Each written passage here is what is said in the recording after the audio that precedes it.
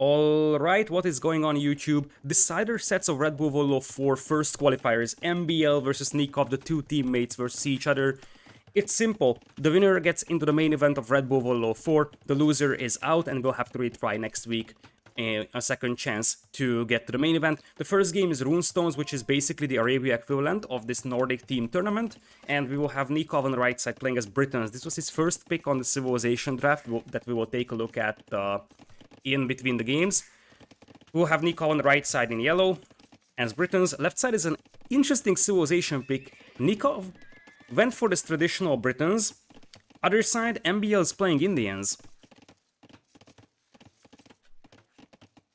So, Indians is a surprising pick because one of Nikov's home maps is actually Greenland, and islands actually, or islands, what am I talking about? Indians are a perfect civilization, or at least a very, very much loved civilization for Greenland. So it's a bit of a surprising strategy that MbL went for Indians over here. He's going to open scouts, Nicov is going to open archers. His spearmen are lagging behind a tiny bit compared to the archers though, so he's gotta be careful not to lose those archers to the scout. It's a little bit sloppy from Nicov over there, but he was distracted by a scout pushing the back of his wheels.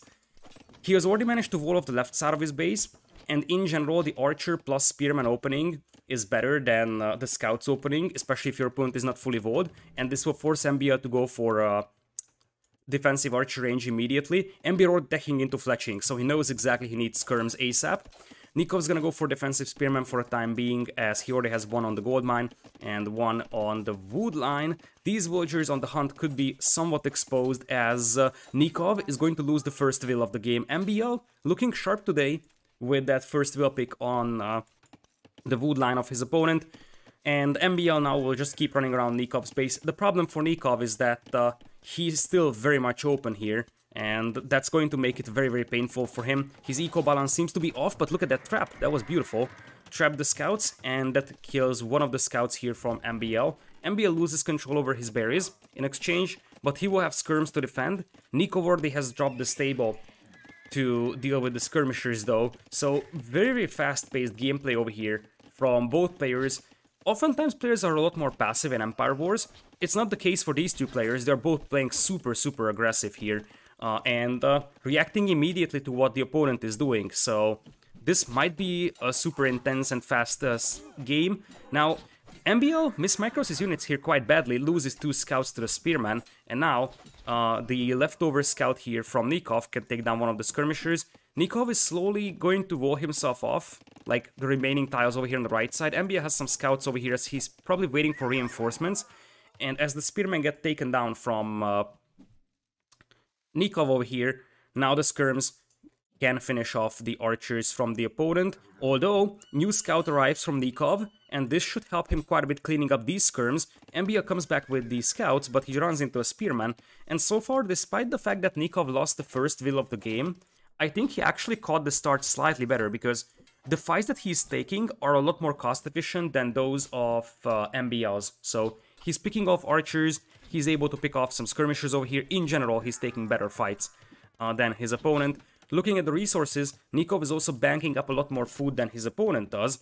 Whereas on the other side, we're gonna have still no walls for Nicov. I like how Nicov sent out a couple of wheels to his hunt, something that MbL never did, and that extra food comes in very, very handy for Nicov, especially when MbL is forced away from the berries, and that's Nicov to retaliate for the first villager kill. That is now an even scoreline in between the two players.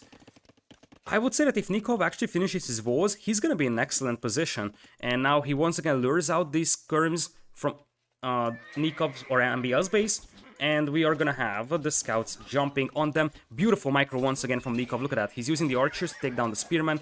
A little bit for sloppiness because eventually he lost one of the scouts in the fight, but still, these are some good fights for Nicov up until he runs into the skirmishers with his archers, which was very underwhelming at the end. But look at this, he's stabbing down MbL scouts with a spearman. Nicov is taking amazing fights. 19 to 12 is the villager KD, or not the villager, but the overall KD. The Vil KD right now is 1-1, but Nicov just keeps sending in scouts, and looks like it's going to be a super aggressive feudal age from him. His eco is a little bit unbalanced, but the thing is that he's the one taking the fight to MbL, and this is MbL stable. So in the moment MbL pops out a scout, he's going to suffer from a lot of damage from these archers, and I did mention this at the beginning of this set, that so far in previous Red Bulls, MbL didn't feel very comfortable playing Empire Wars. This may change, because in the previous events he didn't really have the time to prepare for the events because of his school stuff. But I have to say that Nicov could definitely upset MbL over here, if we can even call it an upset. Because there's a chance it's not even an upset after all. So, one thing I don't like about Nikov's play here is that he's got a huge amount of units queued up over here on his stable and range. He is now trying to buy himself up. He's probably feeling that MbL could be up, but reality is that MbL is nowhere close to clicking up here. So, we are gonna have MbL still with a couple of scouts here. He's got bloodlines, but that's all. And once again, this is a bad fight for MbL. He just lost all his scouts over here, and the thing is that Nicov is going up to Castle Age, so he needs to preserve those archers. But he can still use those scouts to harass the opponent, because that is more than possible overall for Nicov. And here it is. It's over. It's actually over. So, a bit of a surprise in the first game, because I actually said that, you know, this map, Runestones, should be something that favors MbL, but it looks like Nicov caught the start a lot better. Keep in mind that I think Indians was an awkward civilization pick here for MbL. I didn't really like it. Number one, because they're not amazing on Arabia. Number two is because I think they would have been better used. Oh, crash. Okay, MbL crashed. Okay, now that is explaining a lot. Oh boy. Drama time. It's a drama time. That's going to be a lot of drama here. So, according to the admins, they are attempting to restore, but Cresidi said it's gonna be a restart. This is a heartbreaker for Nicov. If they restart the entire game, that's an absolute heartbreaker. I'm not gonna lie. Like, that's gonna be so much drama, and I would understand the frustration, because Nicov actually, like, he almost won this game. He was on the way to Castle Age, and MbL was nowhere close. Every single element of the game, Nicov was winning by a massive margin. So, like, this is why I said it's GG, because I actually thought it's over. Nicov had like 15-20 archers with Castle Age coming in. MbL had no army. MbL was nowhere close to clicking up to Castle Age. And, like, there was even scouts for Nicov, so it's not like Nicov wasn't able to attack his opponent's base. He can just keep his archers back at home, wait for crossbows, and then use the scouts to harass MbL. Nicov was fully walled, MbL wasn't. This was game over. So, yeah.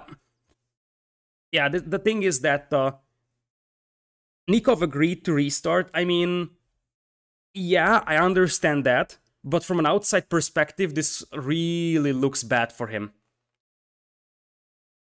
So, I'm not gonna lie, if Nicov loses this game now, he's gonna bang his head against the wall. Because, like, Nicov basically won this game, and I was about to say that, hey, he just won Arabia, and I think that if he reaches Castle Age there with crossbows, MbL's dead. And now MbL's gotta restart here. I mean, I understand that there was probably a crash and they couldn't restore. I understand that. I'm just saying that this is a very unfortunate situation. So, I'm not blaming anyone. I'm just saying that this hurts really badly for Nicov right now. And we know Nicov. Like, I mentioned this a lot of times. Nicov is a great guy. He has also coached me in a number of occasions. And Nicov is a great guy, but one thing that you have to know about Nicov is that he's really shaky-handed. He might be the most shaky-handed Age of Empires player out there. He really is someone that can panic and someone that really gets, like, the nerves get to him so easily in tournaments. And such situations can actually make it very, very difficult for him. Anyways, we're going to have Nicov on the right side in yellow again. Left side is going to be MbL, and it looks like we'll have an actual replay of the previous game. Scouts from MbL and archers from Nicov. But MbL comes in here with the scout. Previous game, Nicov lost the villa at the start. Let's see if that's going to repeat once again. Spearman already out for Nicov, but he's going to try and send that forward. Nicov also looking for MbL over here. MbL already sending the second scout round. This time, Nicov is not walling as much as he did in the previous game, and that could have its effect on the game, because one of the reasons why Nicov was so secure in the first game is because he was basically fully walled before MbL could actually do anything. So, let's see. We got archer range coming in immediately from MbL. This time he reacts a little bit faster to the archer play of the opponent, and I don't see a stable just yet for Nicov. Walls are slowly coming up here, as this scout is still roaming free. Now MbL has 2 scouts around, but the TC fire plus the spearman helps scare them away. And I like how Nicov is actually using his scout as well with this army, because he probably knows that there will be skirms coming really fast. The massive difference is that I think that Nikov's stable is later than MbL's archer range. In this case, for now Nikov's gonna have the wood line fixed over here, so these scouts won't really have a massive effect on the game, as Nicov only has 1 scout back at home and already 2 skirms. Now, MbL is gonna go for a quick wall over here, as in this case, MbL's berries are just as exposed as they were in the previous game, so I would say that the restart didn't actually, you know, destroy the, like, map balance that we had in the previous game. It's relatively even compared to the previous map overall. But this time, look at this. The fights that MbL is taking are much better against Nikov's army than in the previous game, and that's a massive difference. Previous game, Nicov stomped MbL's army. He took so many good fights, stabbed down so many spearmen, and scouts with his own spears, that like, it was very, very obvious that Nicov was leading because he was taking so good engagements. This time, that seems to be a bit of a lesser case here in this one. Nicov, as I said, this time his stable was a little bit later than MbL's archer range, which means that MbL already has a couple of skirms out, and Nicov just now going for scouts, and I feel like the shape of the game is now different. This is MbL attacking and not Nicov, as the scouts will now jump on the skirmishers. The key thing is to kill the spearman here for MbL, because the spearman is responsible for dealing with the scouts. Once the spear is down, the scouts could potentially die here to the spear, but guess what? Nicov once again chases down the skirmishers, and it looks like the scouts and the archers army with Nicov, supported by a spearman or 2, could be better than MbL's army. MbL, however, goes for scale barding. This is a massive difference compared to the previous game, and even bloodlines. So he went bloodlines in the previous game, but he didn't actually go for scale barding, and scale barding is a massive difference maker in this case, and indeed no fletching for Nicov, which hurts really badly over here, especially once those scouts will have bloodlines and +1 defense. Nicov is not set with his walls either, so if those scouts arrive with bloodlines +1 defense, I don't know how Nicov is gonna hold them off. So, in terms of walls, Nikov's gonna have to wall here as well, and even if these walls go up, the skirmishers can harass this gold mine, and as I said, this is why I was so disappointed seeing that the game crashed for MbL and they had to restart the entire one because they couldn't restore, because I feel like now the game is very, very different, and this time MbL is leading. So, looking at MbL, he's got scouts with bloodlines and +1 defense, skirmishers as well to pick off the spearmen and the archers. Nicov is apparently going for a lot greedier castle age this time. So, still, Nikov's got some scouts here to try and pick off the skirmishers. One thing that MbL could really use here is a spearman or so. This villager is getting caught in the middle of the battle, and as I said, these archers don't do anything here. Like, they don't have fletching versus +1 defense bloodline scouts, and the result is exactly as we are seeing. They get annihilated. Nicov is going into castle age here, and the good news is that if he finishes these walls, there isn't gonna be a huge amount of scouts inside his base, but he won't finish those walls, and MbL clicks up to castle age at the same time, and MbL takes the game. As I said, this is gonna be a lot of drama on AoE zone. This is gonna be a lot of drama, and this is exactly what Nicov wanted to avoid. Because now this can be very, very tilting. I would be so annoyed if that was the case. The first game, Nicov, or at least the first attempt, Nicov easily won that. Like, well, not easily. Although according to some people, the crash happened before MbL took a very bad fight, but nonetheless, MbL was taking bad fights throughout the game. So Nicov was leading in the first one for the majority of the game. Then they had to restart, and part of that is nerves. Like, Nicov never had fletching here. As I said, his stable was also sort of delayed. And this is the problem here, that it's going to push him down to a really bad mental state. So I don't envy him right now. I wouldn't blame him if he took 5 minutes AFK time and said, okay, I'm gonna clear my mind, because I would be tilted as hell. So MbL is gonna take game number 1. Well, good news is that I'm not the admin of the tournament, so I'm just, spectating whatever is happening, and I will have to accept the fate of, seeing Nicov potentially losing a game that was pretty much won. But as I said, it's not my call, so I'm just gonna say this is what we experienced, and let's move on to game number 2, which is gonna be Nikov's home map. Now, truth being told, before the set I said that I think MbL has a better chance on this map, so Nicov needs to focus on his own home maps overall. And we are gonna have a game in a matter of moments, I believe. So let's take a look at the civilizations real quick. I'm gonna have to cross out the civilizations that were already used. So let's see what we have. We have Indians gone for MbL, and Nicov has lost Britons.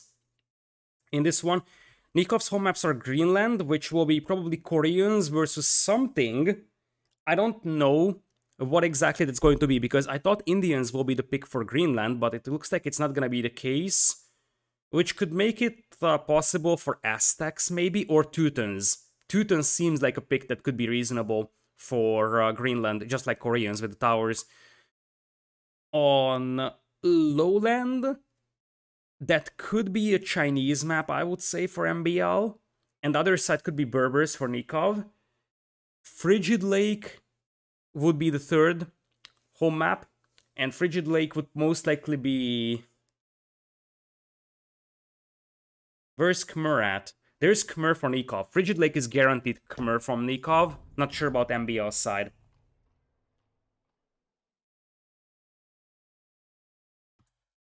Okay. How did he end up with Mayans and Aztecs?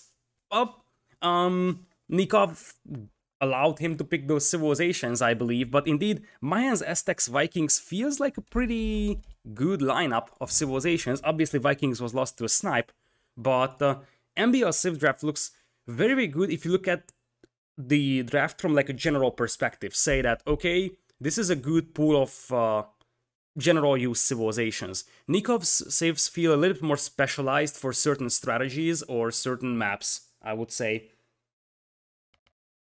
And we are gonna have the next game up. We're going to Greenland. I mean, not literally because it's very cold out there, but we're going to the first home map of Nicov, which is gonna be Greenland, and Chinese and Koreans will be the civilizations. I am starting to see what MbL wants to do, because like Chinese is like a brutal late game civilization when it comes to unit composition. Chinese have their bonus on their demos, which could be very valuable on Greenland.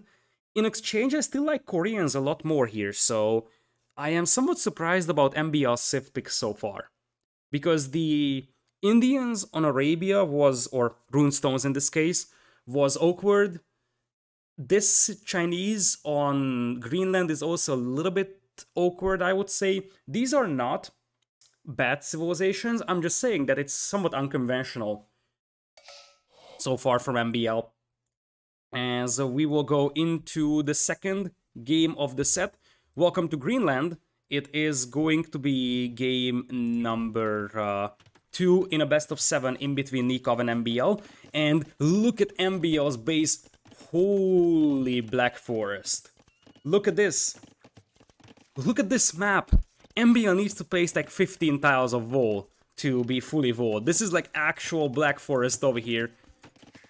Left side, we're gonna have Nicov as yellow Koreans, and his map is also very, very well defendable, but the key thing here is all about the shore fishing and all about the fighting in the middle. Now, here's the deal. Nicov opens with a dock and galleys, something that MbL is gonna do as well. MbL is gonna go for demos. That's why he picked Chinese, because Chinese are insanely strong with their demos, and this could be very dangerous for Nicov. He wants to tower rush MbL here. This is something that we have seen Nili do in the previous round. I don't know if any other players have done that as well, but it very much seems like we're going to have a tower rush. But this is the worst possible spot for Nicov. This is the worst possible spot because the demo could come in. Oh my goodness, disaster. That's a full disaster there. Like, Nicov, the only place where he shouldn't have placed that tower would have been there. And now the demo tries to come in. There is a galley here from Nicov, so he needs to bring the fight close to the water so his galley can help out. As for now, the galley is trying to snipe down the spearman, and Nicov is going to force MbL to retreat over here with an offensive house. But here's the deal. If you place that tower over there, I don't think that MbL can stop this. And this is why I thought that potentially something like... look at Nicov. He isn't even bothering dropping a tower. He's just gonna be like, you're gonna get colonized here, boy. And he's going to secure MbL's fish. What I love is that MbL is gonna have 4 more vills on fish. So it's not like he's just using these vills. He's also fishing with these. So MbL is gonna go for full fish mode, and I love that. Now, Nicov is gonna go for full fish mode. I'm still rusty here at the beginning. So I really like this play from Nicov over here, because like the demos for MbL won't actually be able to influence these vills or these vills, and Nicov is gonna have galleys covering this entire area, and the extra food income that you're going to receive from shore fishing is going to compensate a lot for the investments that you made into like the additional docks and the galleys, because MbL is investing way less into his navy, although he's now going for fire ships. But I think that if Nicov makes a defensive tower here, I don't think that MbL can easily push him away from there. Nicov needs a tower there because he doesn't know if MbL is gonna go for an archer range or stables or so, and indeed MbL is going for a stable. So Nicov can just sit on the fact that, you know, hey, I have shorefish and I'm happy. He also needs to make sure that he doesn't lose this shorefish over here. But the good news is that he's taking the fish from MbL's side. So even if MbL secures this part of the map for himself, he's going to have a limited amount of fish to work with because Nicov is consuming all of it. And look at the food that Nicov is gaining from all the shore fishing. MbL went for a lot of farms though, and now I'm understanding Chinese. At first I thought he's picking Chinese because of the demos, but I realized it's not the case. The reason why he's picking Chinese is because on this map, if you get pushed off from the middle, you suddenly have to make a lot of farms. And all of those farms will be without horse color because there is no way that you can afford horse color if you actually fight in the middle, like make a dock and stuff like that. Chinese will have a lot longer lasting farms, which helps immensely, I would say, on this map. Teutons may have also been a reasonable pick here for good defensive towers and cheaper farms, but the Chinese will have that nice bonus, so the longer lasting farms actually helps quite a bit here for MbL, making sure that, you know, he doesn't run out of food. Because in the games I've seen on this map so far, the player that gets pushed off from the middle is going to struggle really badly at getting his food eco rolling, because it takes so much wood to make all these farms, and you suddenly have to make like 10-15 farms. And we're gonna have Castle Age, obviously a better time for Nicov because he's got the insane resource income from the shore fishing. And also, Nicov managed to pick off a vill here for MbL. He forced the defensive tower, so I feel like Nicov is leading by a massive margin in this game. He also has the discount on the wood cost of his ships, and the best comes just now. He could also go for turtle ships. So I like how Nicov actually walled his base off. The walls are kinda ugly here, but he doesn't need fancy walls. He just needs to ensure that the stable of MbL will be useless, because MbL has his stable spotted by Nicov. So Nicov knows exactly, oh boy, do you want some tomatoes to that sandwich? Because that's the question right now. MbL tries to trap Nicov over there, and remember that Koreans don't have demos, so Nikov's gotta be real careful over here not to get overrun by fire ships, but he does have the critical mass of galleys to chase down the fire galleys of the opponent, and because of that, he's gonna be alright over here. Immediately queues up War Galley and Botkin. Let's see if we are going to see University. Nope. Nicov is going heavy on stone. And I would say that the next thing that you can do if you're Nicov is either start dropping towers in the middle. You would already have guard towers to just make sure that MbL can get through the middle, like ever. Alternative is that you could think about a castle and go for war wagons. It looks like MbL is gonna go for probably knights over here. And the thing is that Nicov doesn't have a lot of defensive forces in the middle. So Nicov still needs to be careful not to lose villagers here in the middle to a potential counterattack with knights. MbL is going to attack into the War Galley as well, but it's just going to be for fire ships for the time being. MbL with 1 TC, Nicov is going to be on 2. I feel like Nicov is massively ahead economically, and all of that comes from the fact that he's got the Shorefish working for him. Horse Color coming in now for MbL as well. Nicov is still without Horse Color, but he only has 3 farms right now, so it's not an urgent matter for him. And look at that unit queue. Look at that unit queue as the first knight shows up. Nicov should know now that, hey, there will be knights pushing me, so I gotta be careful. But there is enough War Galleys to hold this off. Nicov also made a transport ship. Oh, what a beautiful move. That must be a misclick. There is no way he intentionally made a transport. And okay, everybody, make your bets. Is it a crash or is it a win for Nicov? I hope it's a win for Nicov this time because he's leading by a massive margin. Okay, this time it's a win. Oh, alright. Tomb, thank you so much for the 4 months of support. I appreciate that. Welcome back. So, at this point, we have an even scoreline. I expected Nicov to take this game, especially because I think he has the Civ advantage. The Chinese is just a puzzling Civ here for MbL. In general, his Civ picks were somewhat puzzling so far, but I think that this map is won or lost on securing the water. And this is where I want to go back to the origin of this map, because this map looks somewhat similar to Aztlan, a map that was used in Redbull Wololo 1. It also had a lot of fish in the middle, and it didn't have stone accessible. And the idea on Aztlan was that, and the problem why it was removed from Redbull map pack, is because whoever secured the middle and the shorefish always won the game. And in that case, you couldn't even make towers. In this case, you can make towers, so whoever secures the middle with a couple of towers, or you might not even need towers, you can just go for ships, but guard towers here would guarantee control for Nicov, is going to have an insane food income, and there is no way the opponent catches up to that unless the game is very, very long.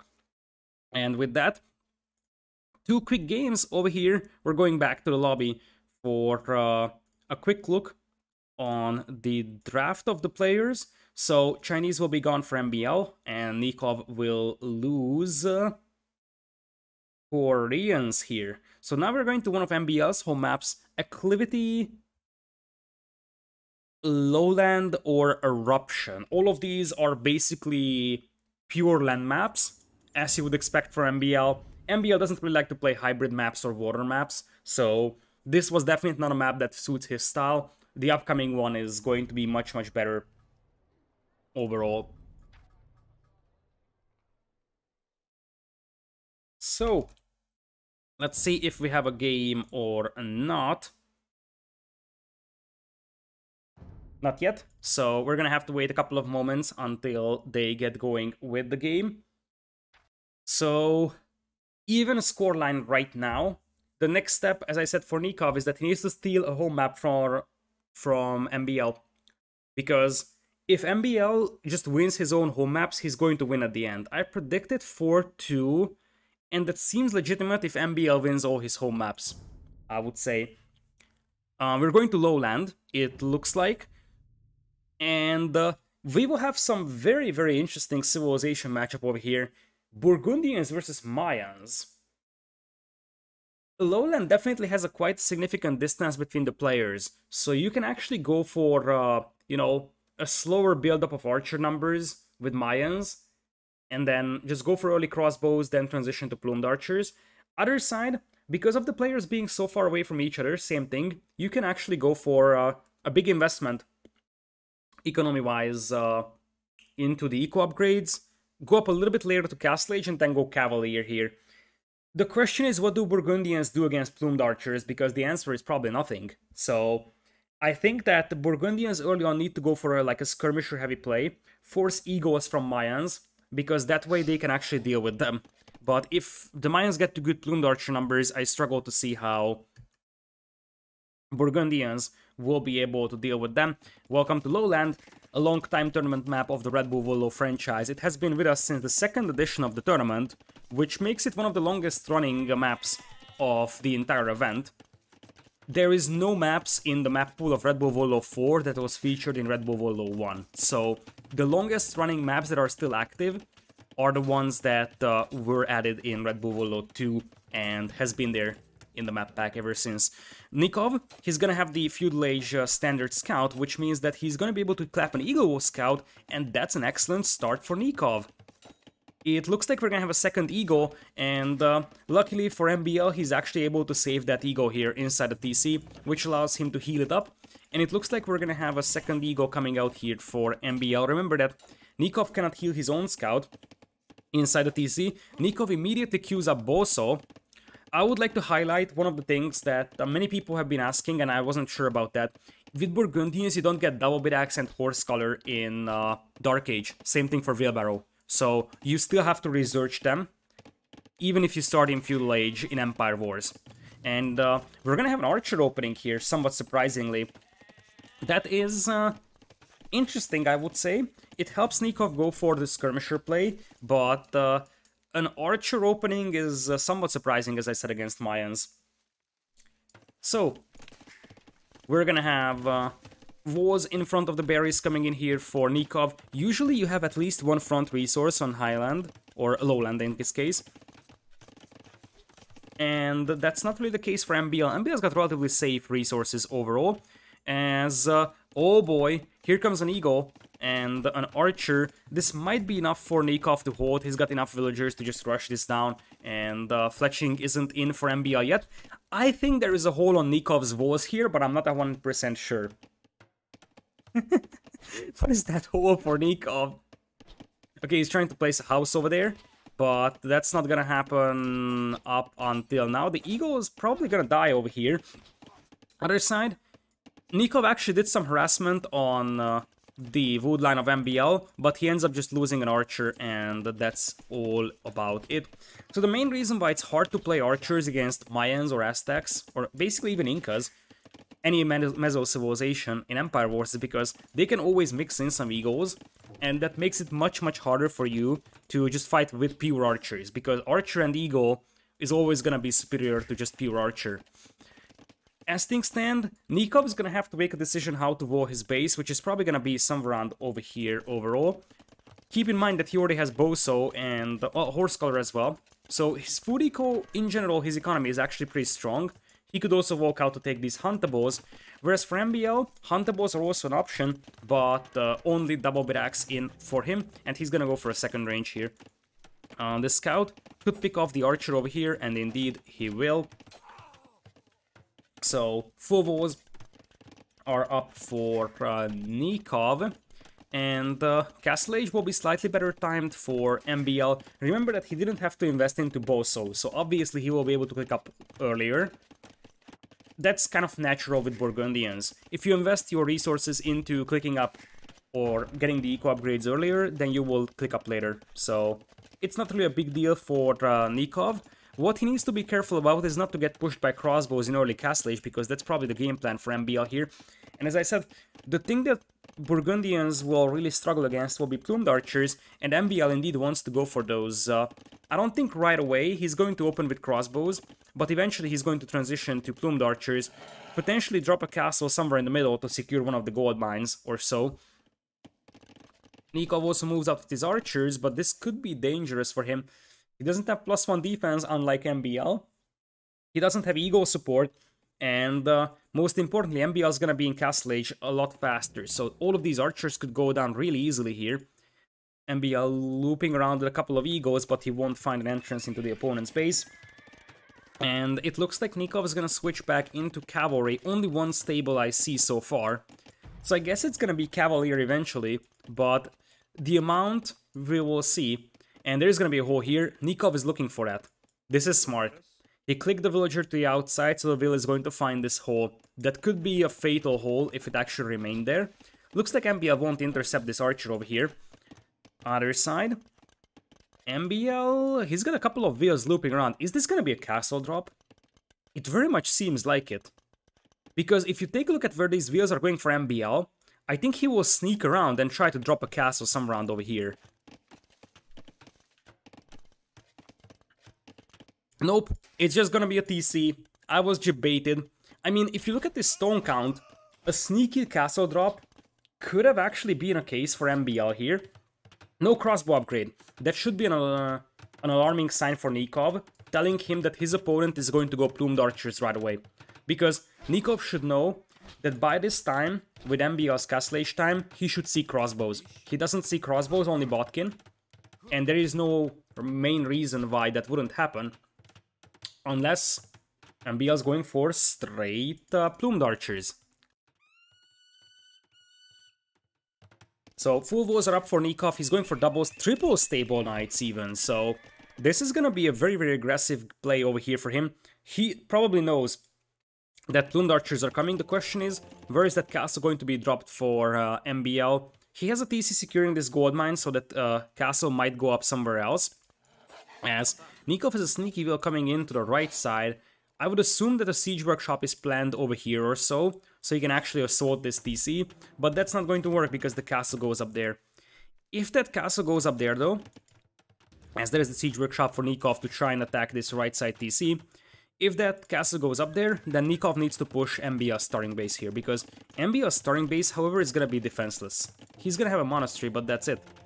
And I don't see a single monk right now for MbL, so Nicov needs to capitalize on the fact that MbL is going for straight plumed archers, which means that his army sort of is non-existent right now. Like, we are looking at 6 archers, and those will be cleaned up immediately. Best thing that MbL can do is try to snap down Nikov's archers. Nikov's archers are still valuable here because they could prevent second layers of walls being added, but now I think Nicov will spot the castle here, and indeed he knows that, okay, plumed archers are coming. And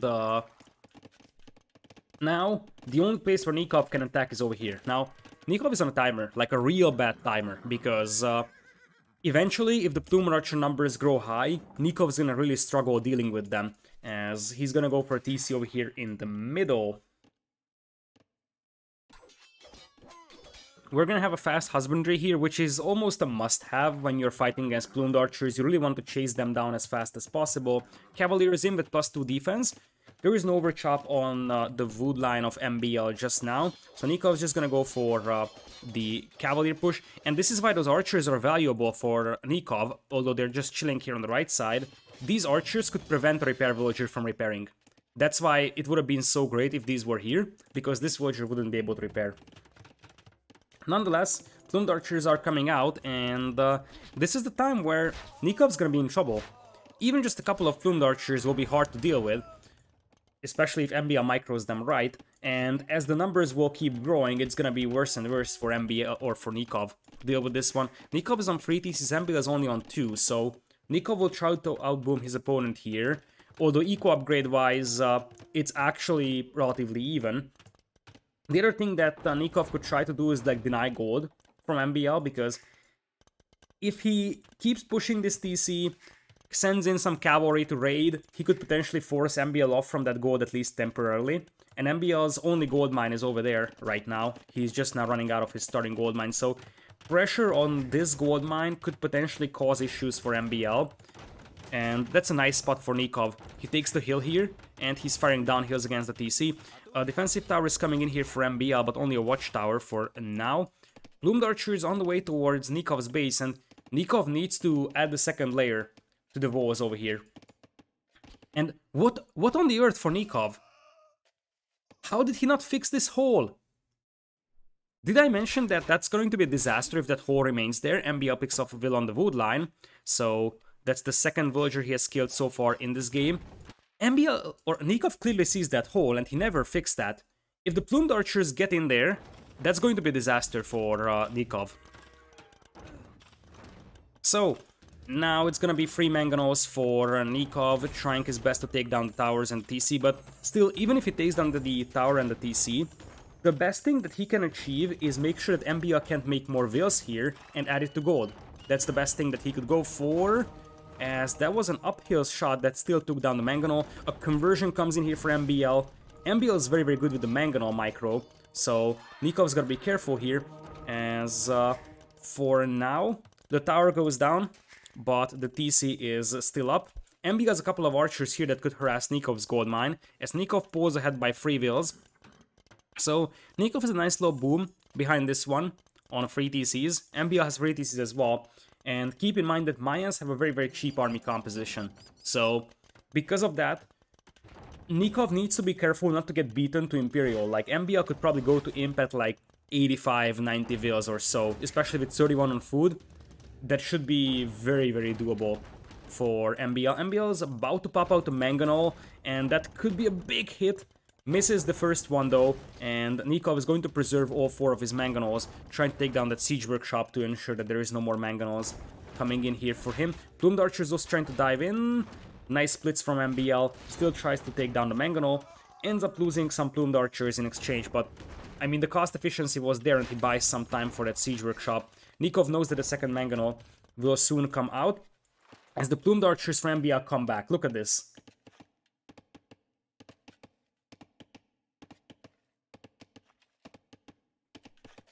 It's not like this is the only hole on Nikov's walls, but definitely an easier way for MbL to get in than this one on the north. So now Nikov's gonna have to scramble for quick walls, but this can actually lose him the game, because this is still open. Nope, it's not open anymore. So Nicov actually survives this one somehow, loses just 1 vill in the process, but obviously this is far from ideal, and there's an overchop here, which is very annoying for Nicov, but even if that overchop wasn't there, there's technically still an opening on the north that Nicov never actually covered with any walls. Now, MbL... Look at Nicov, he's using the vills to try and block the plumed archers, but MbL's just gonna be like, okay, whatever, I'm gonna kill your vills here. And I think MbL gets a reasonable value for that army. It picked off 3 more vills here. Now, keep in mind that Nicov is gonna have a decent amount of Cavalier here, and MbL has also got sort of an overchop over here, so if Nicov runs in with Cavalier, MbL could die. Imperial Age on the way for Nicov though, so is for MbL. MbL is gonna hit Imperial a little faster, and MbL's quick walls come in clutch here, because now it's gonna be impossible for Nicov to break in, loses 3 Cavaliers to conversion, and as I said, in Imperial, the Mayan Plumed Archers will just shred Burgundians, so from that point on, I just don't see how it's gonna be possible for Nicov to try and counter this. Like, maybe Paladin works, but I feel like MbL will just tech into Halberdier or just continue straight Plumed Archers, and it's alright. The thing is that in Imperial, I don't think that Burgundians have the unit composition that's capable of beating Plumed Archers. It's just not possible. So MbL actually buying stone for what's gonna be a castle drop, I believe. Indeed, here comes MbL. He wants to drop a castle in the opponent's face. Nicov is not far away from a castle either, but I think that he's going to lose his gold mine here. And remember that that's the only reasonable gold income for Nicov. He clearly sees that castle going up, that's for sure.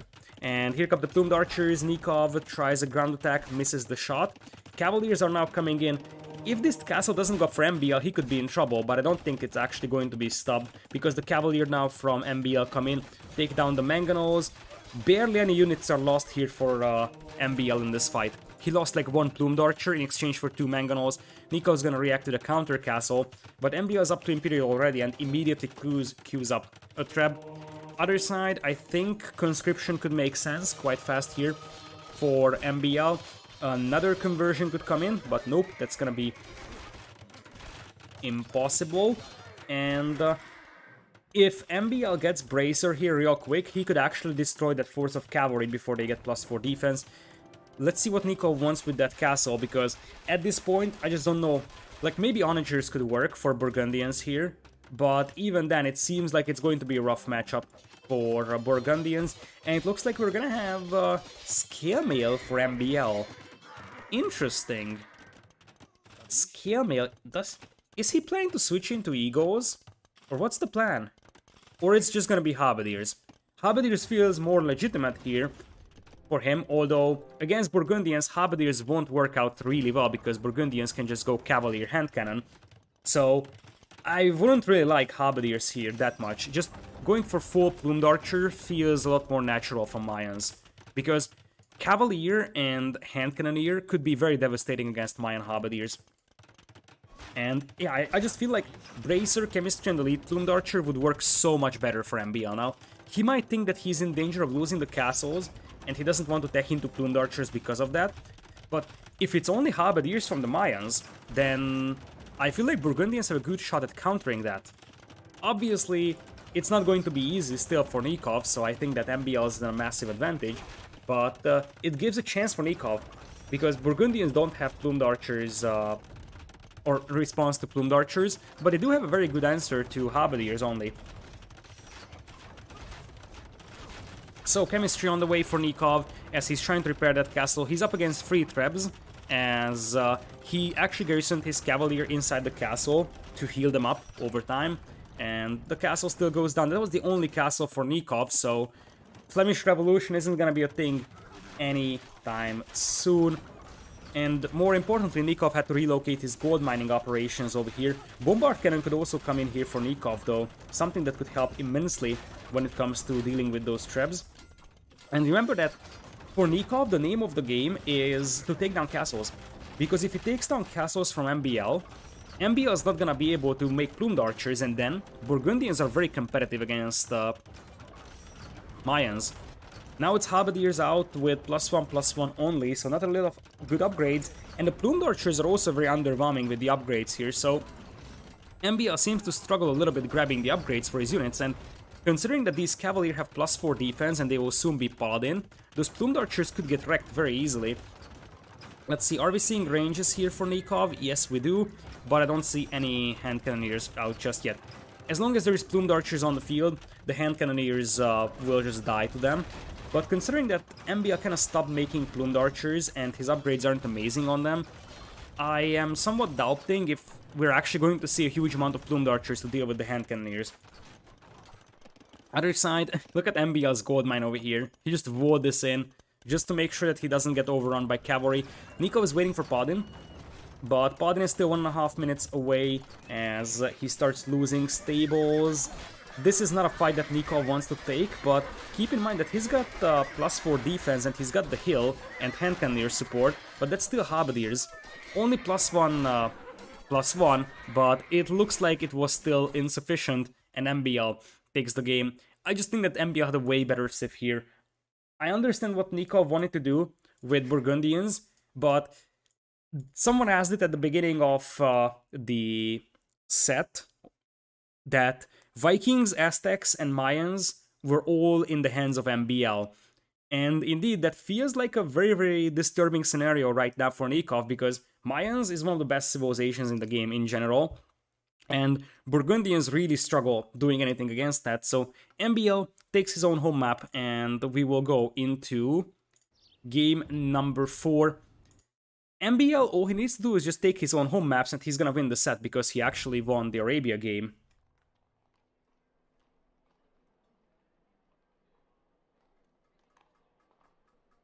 So, let's see. It looks like the players are really fast setting up the games, which means that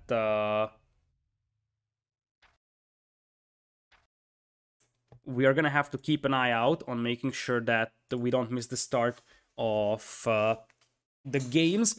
Quickly look at the draft, and what we are seeing is... Where is that? Let me cross out the civilizations. So, Mayans are gone for MbL, and Burgundians are gone for Nicov. So we're left with Aztecs, Tatars, Franks, Goths, and Teutons versus Berbers, Ethiopians, Malians, Khmer, and Byzantines. Nicov still has Frigid Lake and Mountain Range. Frigid Lake is gonna be a Khmer play, but I think for Nicov, he needs a slower paced game right now, and that should be Mountain Range. So I'll probably prefer Nicov choosing Mountain Range here. But who am I to tell? It's going to be Frigid Lake. So we're gonna have Goths versus Khmer over here, an interesting matchup of civilizations. Khmer, what are they going to do against Goths, now that I think about that? Like, other than scorpions, like mass scorpions. This map is very open, so I kind of feel like I like Goths a little bit more over here. So welcome to Frigid Lake here. Khmer is the predictable civilization pick on this map because you can't make farms around your TC, so you want a civ that doesn't need drop-off points, so you can just build farms all the way around here. On the other side, we have Goths though for MbL, a civilization that I really like against Khmer, to be honest, because they can just flood Khmer with infantry, like halberdiers against their cavalry, and if Khmer want to go for Arbalest, they can still go for Huskars. Obviously, Khmer have great scorpions, but it takes so much time to get to those, and I feel like late Castle Age Huskar plus Halberdier push might be very, very hard for the Khmer to deal with. So, Doc coming in here for MbL. Looks like Nicov is not going for a Doc, and Nicov opens Archer range, interestingly. So, he's not gonna go for Scouts, he goes for range, and MbL is going to respond with his own range for Skirmishers. MbL isn't really bothering walling himself right now, instead he just adds a dock in the middle and starts fishing, which is going to have its effect on the game, because in the next 5 minutes or so, MbL will start getting a huge amount of extra food from the fishing, but before that he is basically investing resources into this one, something that Nicov could invest into actual combat units, and I feel like Nicov is doing the exact same thing as he did on Arabia. Open archers, and then go for scouts, and as I said, if this game goes longer, like let's say 5, 6, 7 minutes time, Nicov is going to fall behind economically quite heavily, because his fishing eco is non-existent, whereas MbL has a very, very good fishing eco soon. But until that happens, MbL is just investing resources in here and getting some small return value. In exchange, Nicov can just go for the full aggressive Archer plus Scouts play, something that he did on Arabia, and he could overrun MbL here, and I feel like that's starting to be the case. So, establishing a fishing economy at the beginning of the game is always an investment that needs some time to return its value, and that is like 3, 4, 5 minutes or so until that happens. So that is Nikov's window to strike at MbL and pick off Wills, to kind of compensate for him not having fishing economy, and now Nicov comes in with his own dock. I think that this is looking really good for Nicov. It looks like this Archer plus Scout strategy is working out nicely for him. This is the way that he was technically thinking about winning the first game on Runestones as well, but that didn't work out at the end for reasons that we already discussed, and he already forced a defensive tower from MbL. This is looking great for Nicov. Look at all the chaos he's causing inside MbL's economy. He hasn't killed a single Will yet, up until now, but I mean, MbL's eco is, just scrambling for defense. And at this point, with some more scouts, you can jump on the skirmishers. And remember that Nicov is now double docks, so he's using this aggressive opening as a tool to ensure that he's able to win water, because especially if he forces MbL off from his gold mine, which apparently did happen, MbL won't be able to replenish fire galley numbers for long. And if Nicov destroys those fishing ships, I think Nicov is going to have a firm control over this game. Added to the fact that Nicov is going to have Khmer farming, which is going to give him a very, very nice eco boost. The only thing I kind of dislike here for Nicov is that he actually disengages. I think he needs to press on here, because now it's going to be him destroying MbL's fishing eco, no response from MbL. So it looks like MbL is just going to give up on the pond, which could allow Nicov to add 1 or 2 fishing ships himself, as MbL skirms will get caught in the middle of nowhere, and that is going to result in at least 1 or 2 skirms going down. Nicov still tries to push the wood line over here and loop around to the back of MbL's base. You kind of assume that your opponent's food economy is at the back of their base, so that's why Nicov is heading all the way around here. But I love this one archer. Look at this. one archer that could potentially deny a gold mine is massive. And Nicov realizes that, okay, my opponent is no longer adding fire galleys, which means that I can just start adding fishing ships. Nicov is playing this one very, very smart. I like his game plan, and his execution is also very good. He's going to idle the gold miners of MbL, and if you look at the idle eco time, that kind of tells you the whole story. 18 minutes for MbL, 7 minutes only for Nicov, and Nicov is now going to have fishing eco as well, although the rally point is actually messed up over here because he sent the fishing ships right next to MbL's dock.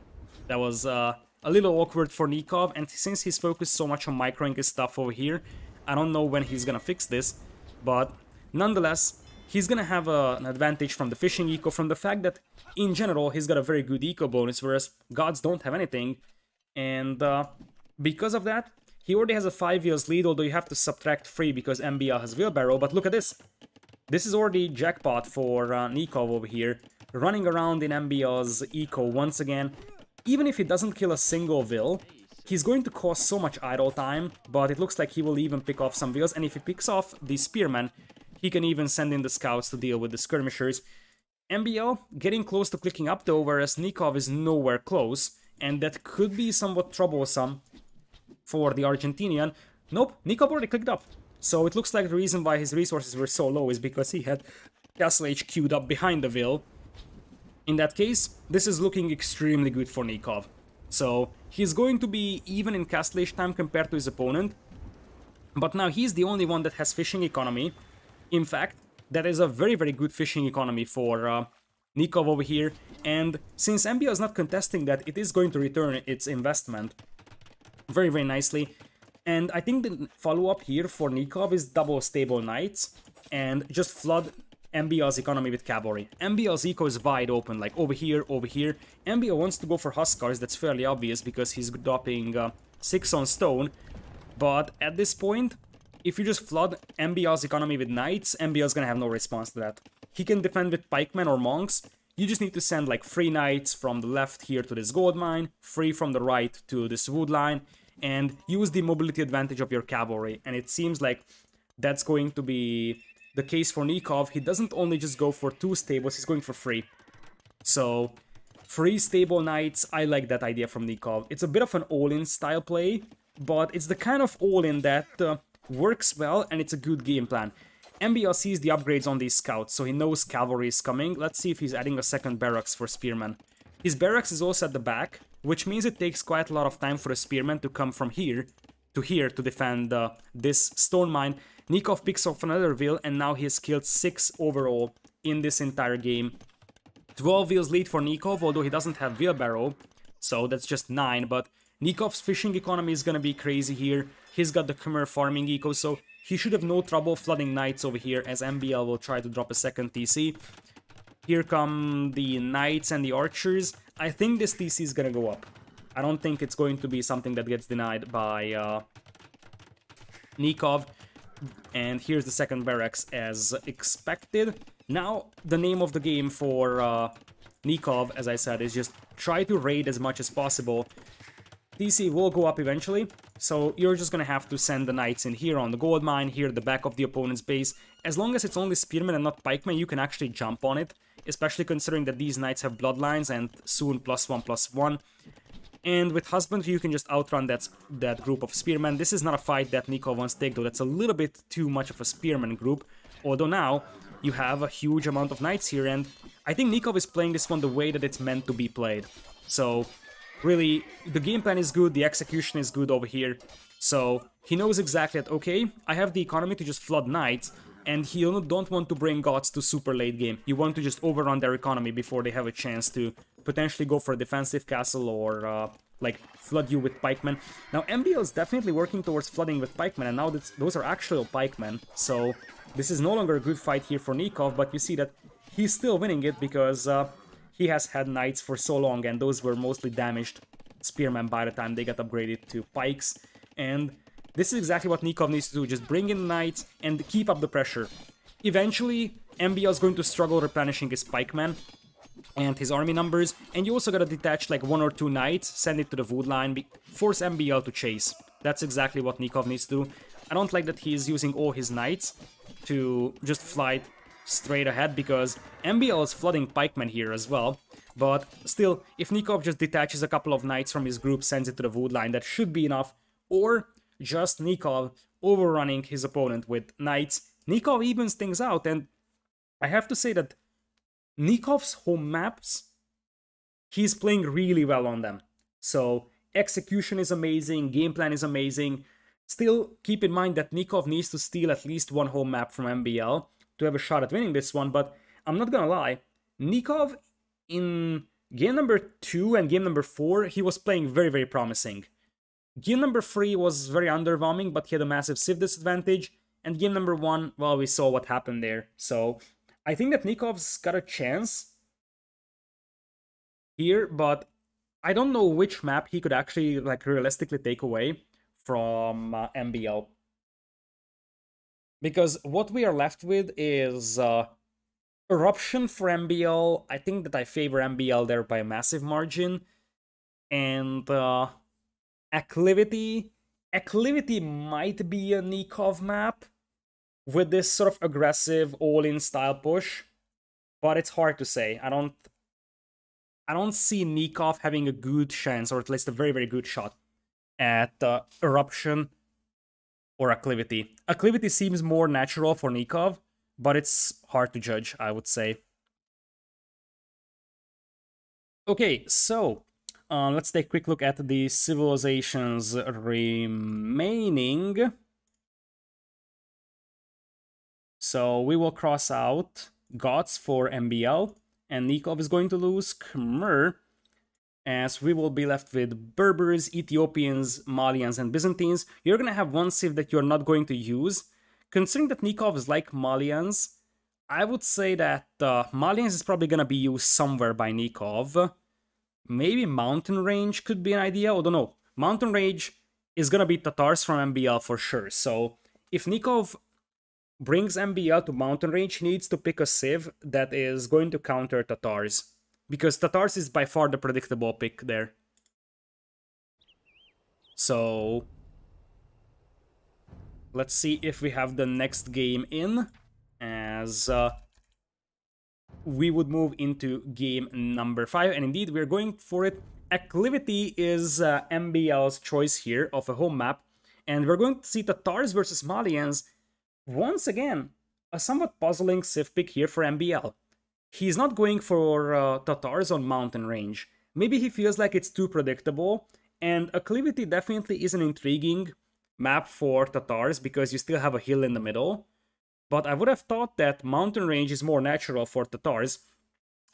Nicov is going with the Malians, which could be a good civilization for this Archer plus Scout push that he likes to do in the games that he has won. And MbL apparently paused the game in this one. So we're going to have Nicov on the right side playing as Malians in yellow. Left side is going to be Tatars for MbL in red. So because of this hill in the middle, Tatars are still legitimate. But I would think I like Malians here a little bit better. Now, truth being told, it very much seems like Nikov's base is awful here. So front gold, front berries, and very open. This is gonna be hard to defend against Tatars. Not a fan of this one. All of his buildings basically spawned at the back. Other side, you have at least the barracks here blocking this crossing, and MbL can just make the ranges here close to his gold mine. So MbL's base seems a little bit more well defendable. Other than that though, I think what Nicov could play for is skirmisher opening into archers and then add scouts himself. Because I think that MbL is probably going to open archers here, so it might work for Nicov to open skirms right away. So it looks like MbL is the one that paused, and now we are going for game number 5. Archer range for Nicov. So one of the things that you get with Malians is that you have a wood discount on your buildings, which makes it easier to start dropping production buildings early on. That's probably the biggest thing that you're getting with Malians. And I know that Nicov loves Malians in general, but especially in Empire Wars. So that wood discount can be very helpful in early feudal age. And it looks like MbL is going to go for scouts. A debatable decision, I must say. Because the thing is that if Nicov walls his base off, which is going to be hard for Nicov to do, but oftentimes this map is well wallable. Like you see MbL, he doesn't need to invest a lot into his walls and he's gonna be done with all of them. So the thing is that if your opponent fully walls his base very fast, your scouts will be somewhat useless, I would say. We're gonna have archers moving out for Nicov without any spearman escort, somewhat surprisingly. That's a bit dangerous, especially because the opponent's scout could actually just intercept it. MbL not queuing up a single scout just yet, however. What is up with MbL? He queued up one more scout, so he's gonna have a total of 2. Is he just gonna try and boom here? Like, it is very possible that he will just try to play with, like, these 2 scouts, do some harassment, and then just try to boom up to castle. But nope, he's adding more scouts, so it looks like he was just, you know, focusing on microing his scouts for the time being. I like this move from Nicov, sending one archer to the back of the wood line to harass MbL, but as I said, without spearman escort to these archers, they will just get picked off very easily by scouts, and I feel like that's a little bit wasteful from Nicov. MbL dives in, and he's going to yoink 2 sheep away from the opponent. That's actually pretty valuable, because that means that these wheels will run out of food a lot faster, and there is no straggler trees in here to just chop down with your wheels until you can afford farms. So I feel like MbL has caught this start a lot better. I don't know what happened here to Nicov, but I kind of disliked his opening over here. Nonetheless, Nicov is still safe, he didn't lose a single will, and now he's working towards poking down those scouts with his spearmen. And once he has spears and archers, MbL is gonna have to react with skirms, and he does so right now. Nicov in exchange, we will go for a stable. In terms of versatility, I actually like Tatars a little bit more, because both civs have like reasonable knights play, they have camos available, but Tatars could also go for cav archers in the long run, which is sort of an advantage over Malians. Nice quick walls from Nicov, they're beautiful quick walls in fact, to prevent those scouts from breaking in. Nicov is on point with those quick walls. Those are some very, very fancy ones over here until the scouts find a way to the berries, but there's a spearman, so I don't think that MbL can actually pick off wheels here. Nice reactions there from Nicov. And speaking of nice reactions, he's also going to pick off one wheel here from MbL. So in Feudal, so far the villager KD is 1-0. Now, Nikov's base looks absolutely awful. Like, what are these walls even? It probably is one of the most disgusting bases I've ever seen, as he's trying to trap those scouts in there to get some more hits in with his spears.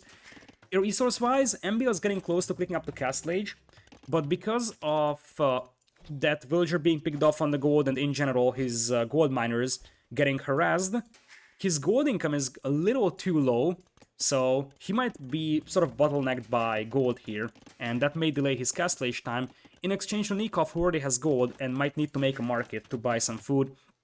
Indeed, here comes the market for some purchasing of food. And after that, I think we'll probably see Nicov going for a second stable and going for knights and potentially camels even. This might turn into a camel mirror because both civs have access to it. So wheelbarrow is in for Nicov. MbL clicks up to Castle Age just now. Nicov will follow in a matter of seconds. So for now, MbL is stuck inside his base. Nicov has a decent amount of archers, so theoretically, a crossbowman upgrade could be something that he can consider over here.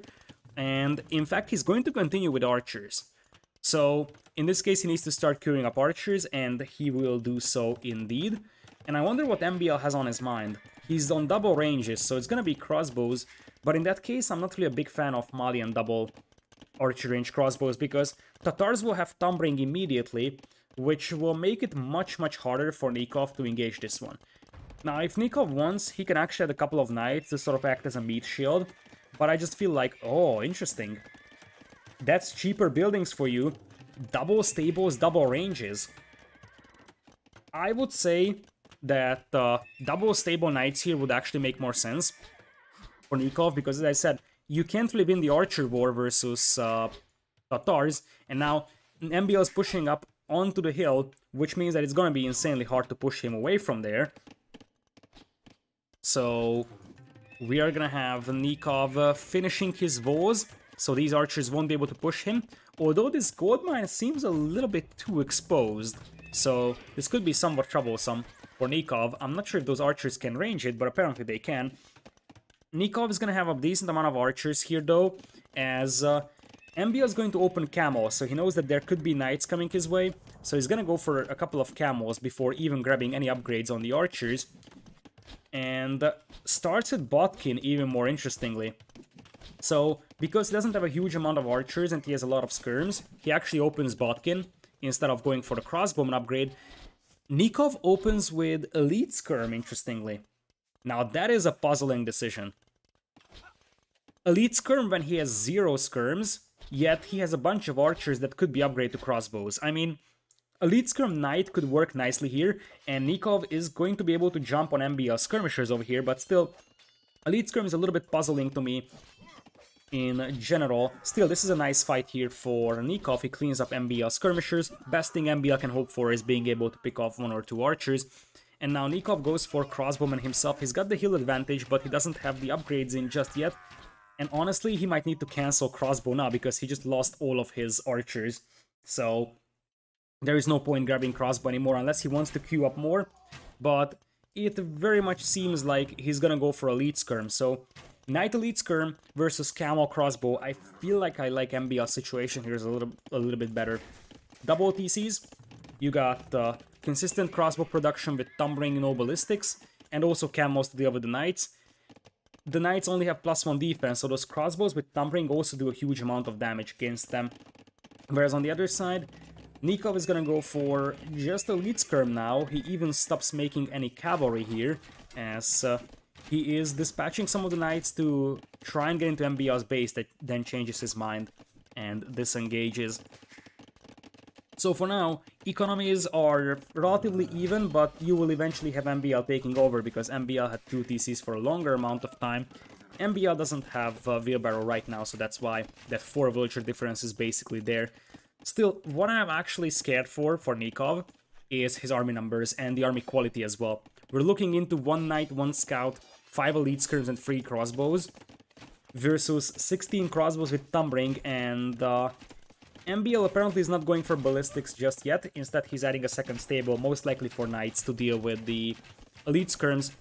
For now, MbL indeed is adding knights. He doesn't have any defense upgrades. In fact, he has 0 upgrades on his cavalry. So those aren't going to be amazing, and crossbow elite skirm might work for Nicov here if MbL doesn't get the upgrades for his cavalry first.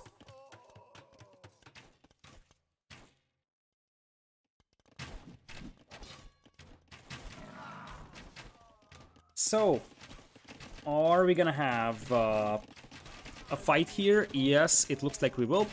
The crossbows will focus down the camo, so that's alright for Nicov. The problem is numbers. It's 19 versus 9 army, and because of that, Nikov's gonna be forced all the way back, allowing MbL to potentially push the back of this wood line, and oftentimes this map goes down to archers denying wood lines, and that could be the case over here as well, with these crossbows getting closer and closer to being able to push that wood line.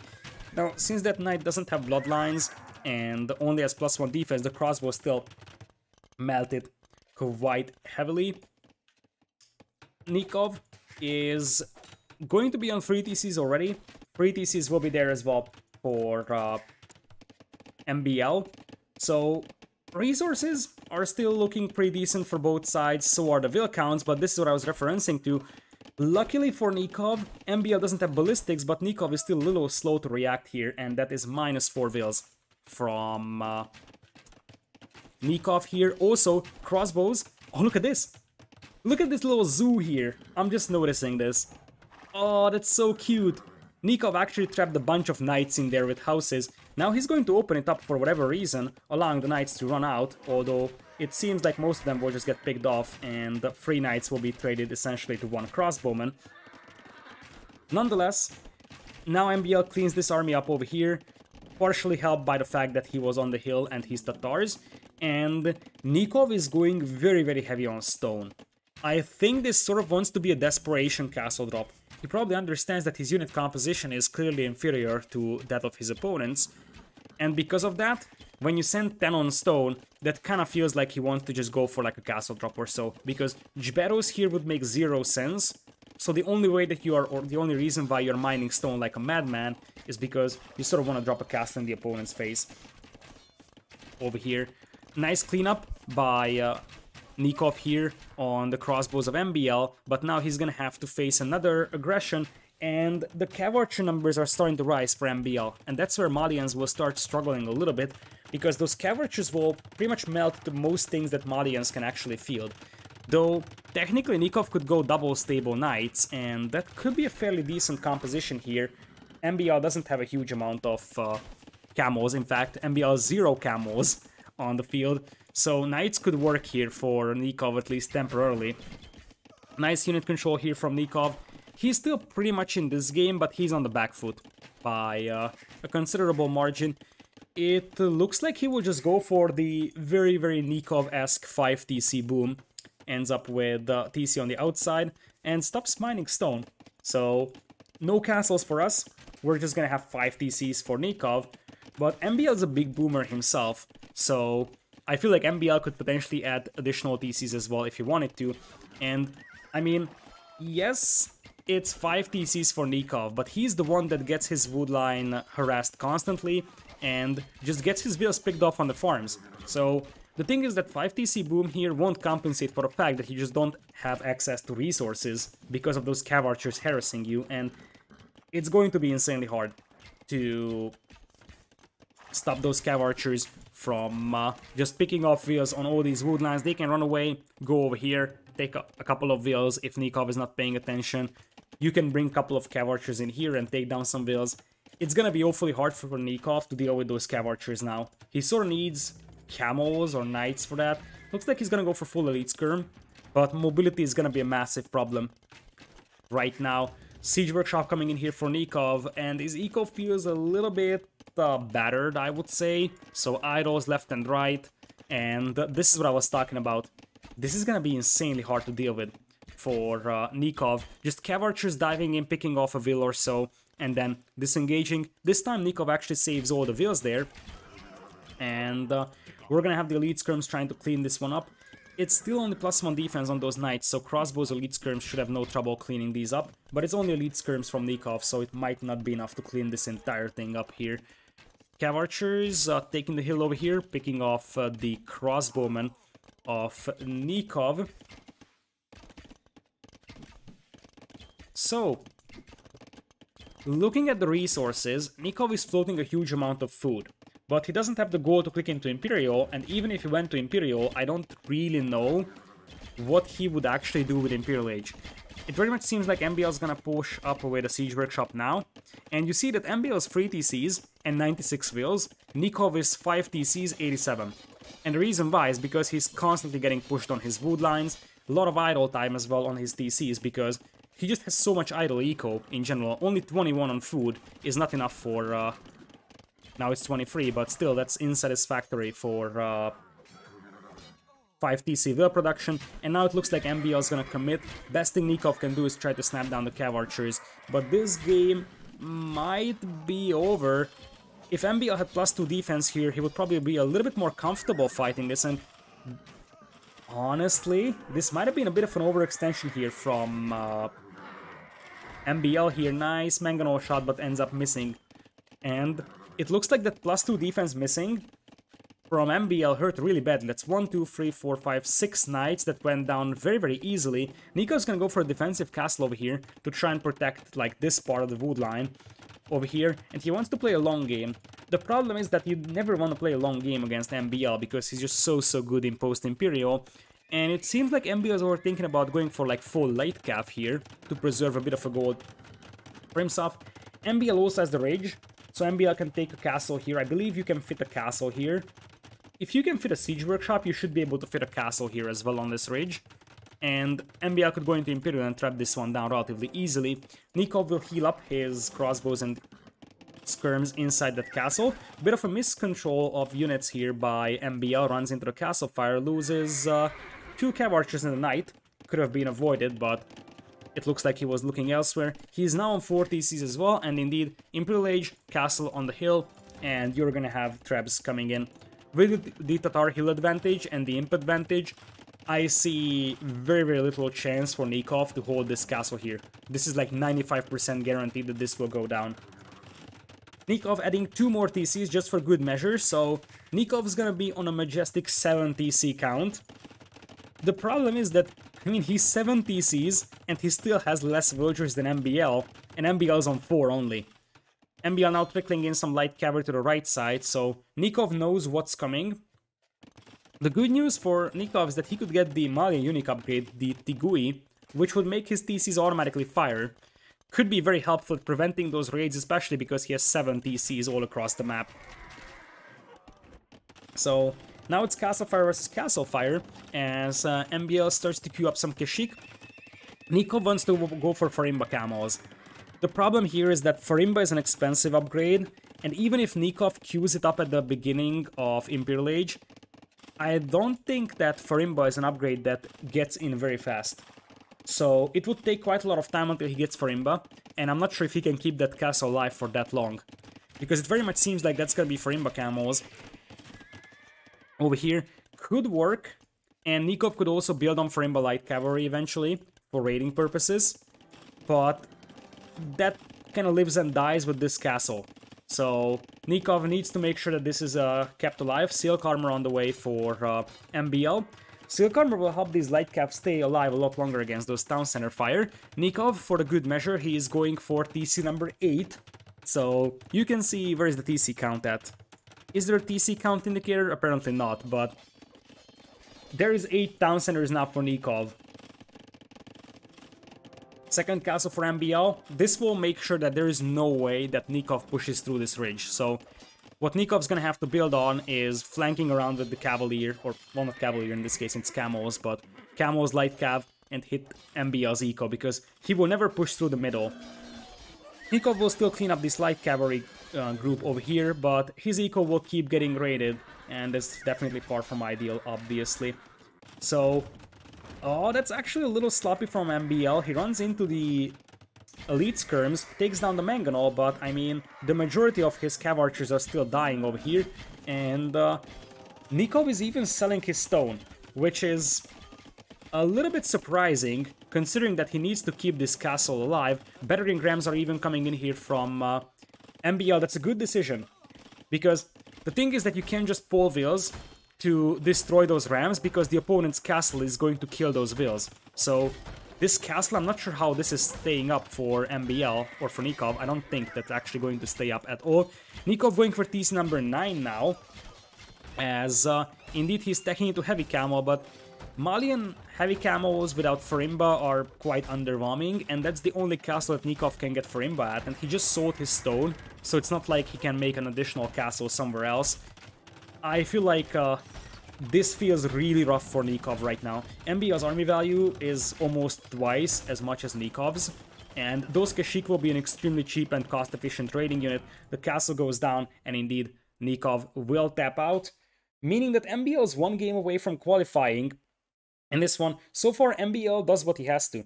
He wins his own home maps. He won the Runestones game in the first one. After that, all he needs to do is just win the home maps of his own. And there seems to be a massive difference between Nicov on his own home maps and on MbL's home maps. Because if you think about the lowland game, if you think about this game, neither of those games are very convincing from Nicov. In exchange to the Greenland game and the Frigid Lake game, Nicov felt very convincing there. So it seems like Nicov has like 3 or 4 maps that he practiced really well, and he has some great game plan and execution there. But the rest of the maps seem to be a little off for him, especially when he's up against a strong player like MbL. So MbL 1 game ahead. Oops. As we will be left with Nikov's final home map, which is Mountain Range. Oh my goodness. So prepare for a 5-hour-long game here. MbL has used up his Tatars, so I'm not 100% sure what he wants to do there. I think Nicov was saving Berbers there in an effort to try and deal with the potential Tatars threat, but it looks like MbL tricked Nicov here, because Tatars was used on Acclivity, And now that Malians are gone for Nicov, Nicov will be left with Berbers, Ethiopians, Byzantines. It's probably gonna be either Byzantines or Berbers on Mountain Range. The final map would be Eruption. I think Eruption will be Byzantines. That's something that ACCM did very frequently in previous Red Bulls. So Byzantines could work nicely on Eruption, and you would be left without Ethiopians here. Is there a time limit? Yes, there's a time limit, but the time limit is 900 years, which converts to, I think, 75 minutes game time or so. I don't think that we have seen a single game go down to time limit in the previous Red Bulls. Like, I think we had time limit games in Red Bull 1, but no time limit games ever since then. So, for MbL, he's got Franks, Teutons, Aztecs remaining. Aztecs and Franks are both legitimate for Eruption. Probably Aztecs is a little bit more likely, which would leave him with Franks or Teutons for this map, Mountain Range. Could be either of them, to be honest, or he could also try going for Aztecs here and then go for Franks on Eruption. I need to add the score as well to MbL, as let's see if we have a game. Looks like we do not. They're setting up the next game right now. Mountain Range it is. If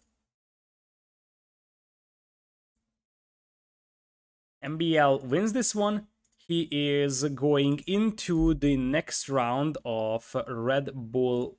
Well, not the next round, but the main event of Red Bull Wololo 4, which obviously is the next round of the event anyways, but still.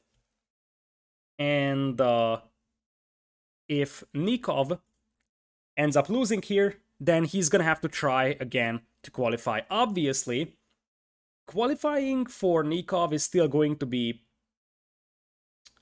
I would say, relatively likely on the second qualifiers. So even if he loses here, it's not like he's gonna have zero chance at getting to the main event, but obviously he wants to avoid losing here and just try to qualify in the first possible place because he has gotten to the final round and he's in a good position to still turn this around against MbL. But even if he wins his own home map right now, he's gonna have to steal the final home map of MbL away from him. We are 4 seconds away from Mountain Range, and we have an interesting civilization matchup over here. Not something that I expected, to be honest. We're going into Franks versus Ethiopians in this one. So, welcome to Mountain Range. We will be taking a look at MbL on the right side in red, and the left side is going to be yellow for Nicov. In Ethiopians, Nikov's gonna go for some super duper fast walls here, which makes me wonder if he wants to go for a fast castle and he's afraid of scouts. Because it very much seems like he's not even, you know, taking a look at potential better walling options on this map. It just feels like he's just gonna be like, okay, I need to wall myself up like ASAP.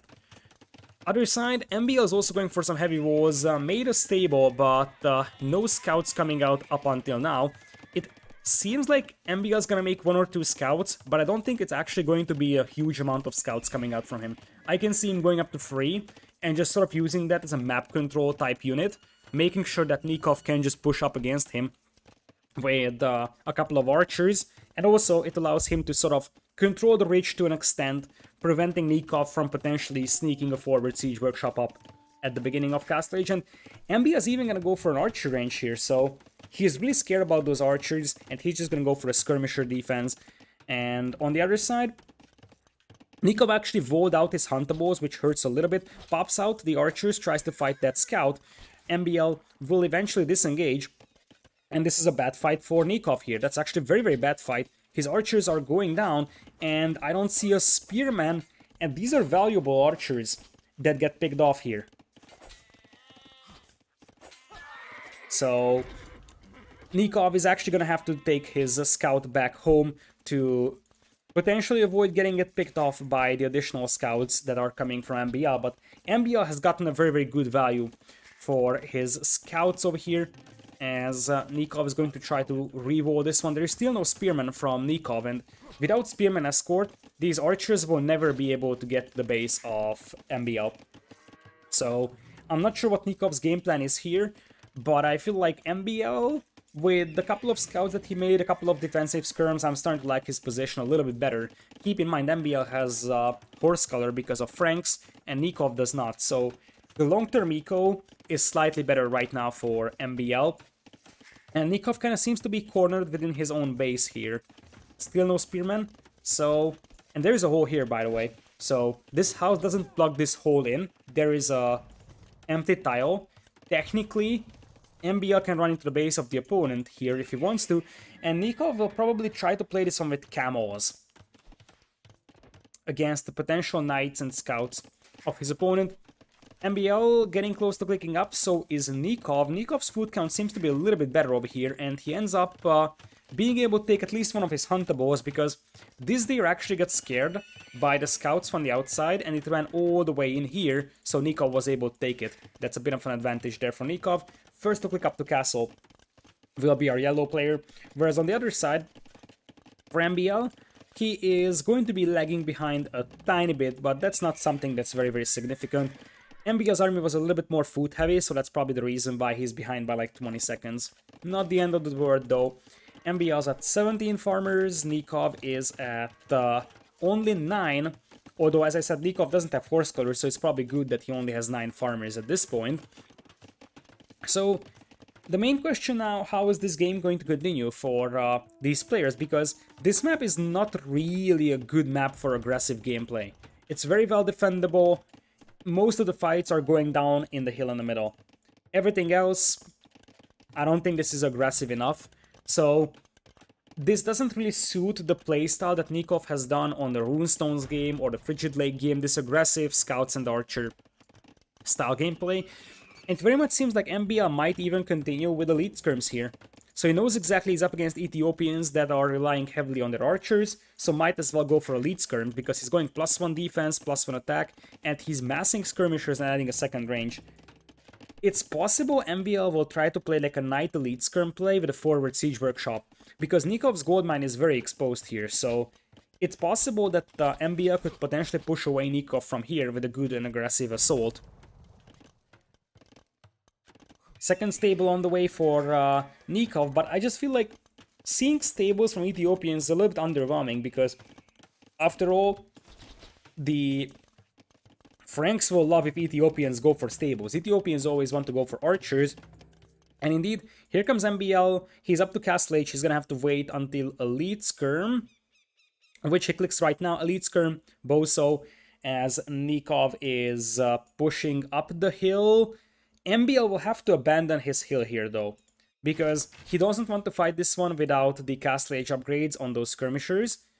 But if he stays here, he will have to fight it. So he kind of makes the decision to abandon the hill. And we're going to have some knights in as well from Nicov. Knights are coming out as well from MbL in this one. Neither of the players have good upgrades on those knights though. As things stand, we will have 3 TCs for Nicov. And he's actually mining stone with a couple of villas, so there's a chance we'll see TC number 4 here. MbL coming in with the skirms to try and pick off the crossbows, and he actually manages to pick off 1 so far. Nice micro so far from Nicov as well. The crossbows will be much more useful at picking off the cavalry of MbL than the skirms will be. Although, keep in mind that MbL's got the +20 HP coming from Franks. Ethiopians have 3 pikemen here, which helps quite a bit against the Frankish knights, but as long as elite skirms are on the field, these guys won't be a factor. The big difference, however, is that behind this attack, Nicov has a free TC boom, or at least he's trying to have a free TC boom, but doesn't have the food eco to make all 3 of those TCs work, whereas MbL only has 2 TCs. If Nicov finds some extra food eco to work with, then he should be good to go and outboom MbL here. But as long as he doesn't actually have like a reliable food income, he's got 19 on food, which starts to be close to what he actually needs to produce on 3 TCs, plus also make knights, pikemen, and crossbows. He could technically outboom MbL. He's ahead by 6 vills. as we are gonna have the third TC coming in here for MbL. And I would think that because Nicov is mining stone, Nicov will probably think about adding TC number 4 as well. So he just wants to go for like a super, super big boom. Something that Nicov just loves to do in general. So, we're gonna have 3 TCs up for MbL, as I mentioned. Elite Skirms, these will work nicely in Castle Age, but in Imperial, Frankish Elite Skirms are really underwhelming, so Nico probably wants to drag this into Imperial and then go something like Arbalest and Pikeman. That's probably his best bet over here right now. He is now in the possession of the stone needed to drop an additional town center, but he's a little low on food. For now, he's boosting his food economy. And have I mentioned that this is just going to be a long game? This is why. There is absolutely zero motivation to contest the middle, because all you have there is relics, and it's too risky. Because if your opponent holds the hill and you accidentally push up, you could lose your entire army. And the starting base of the players are so well defendable that this will often turn into sort of a booming scenario in this one. If the middle had a lot more resources, just like, I don't know, Gold Rush, there would be a lot more motivation from the players to move up, I would say.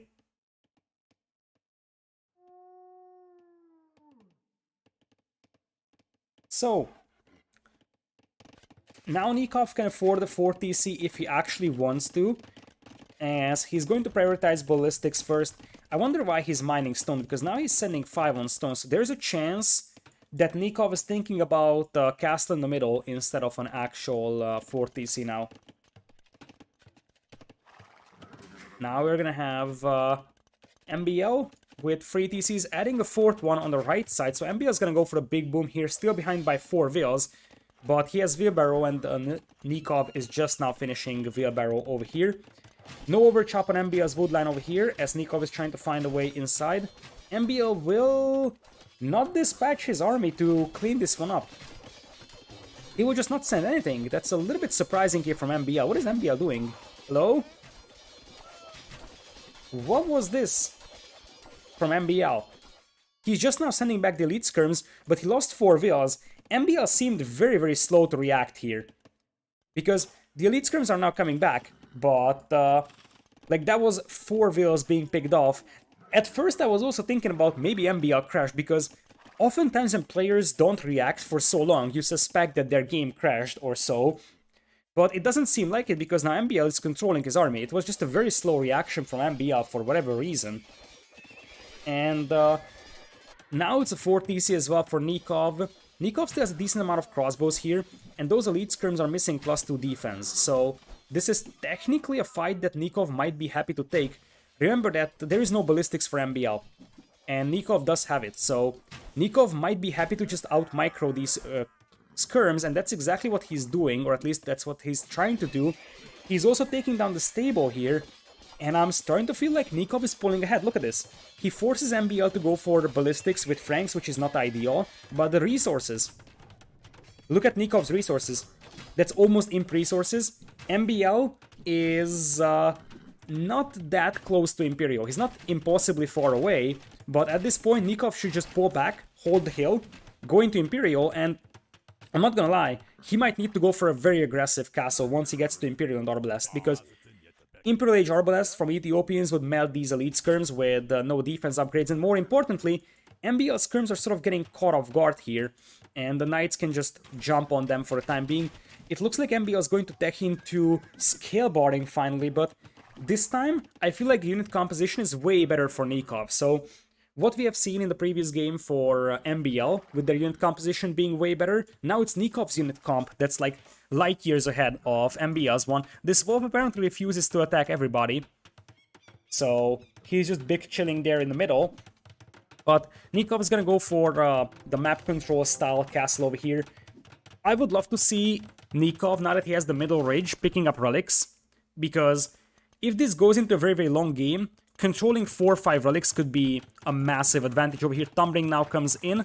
Looks like we might have MbL pushing up the hill, but it's too late now.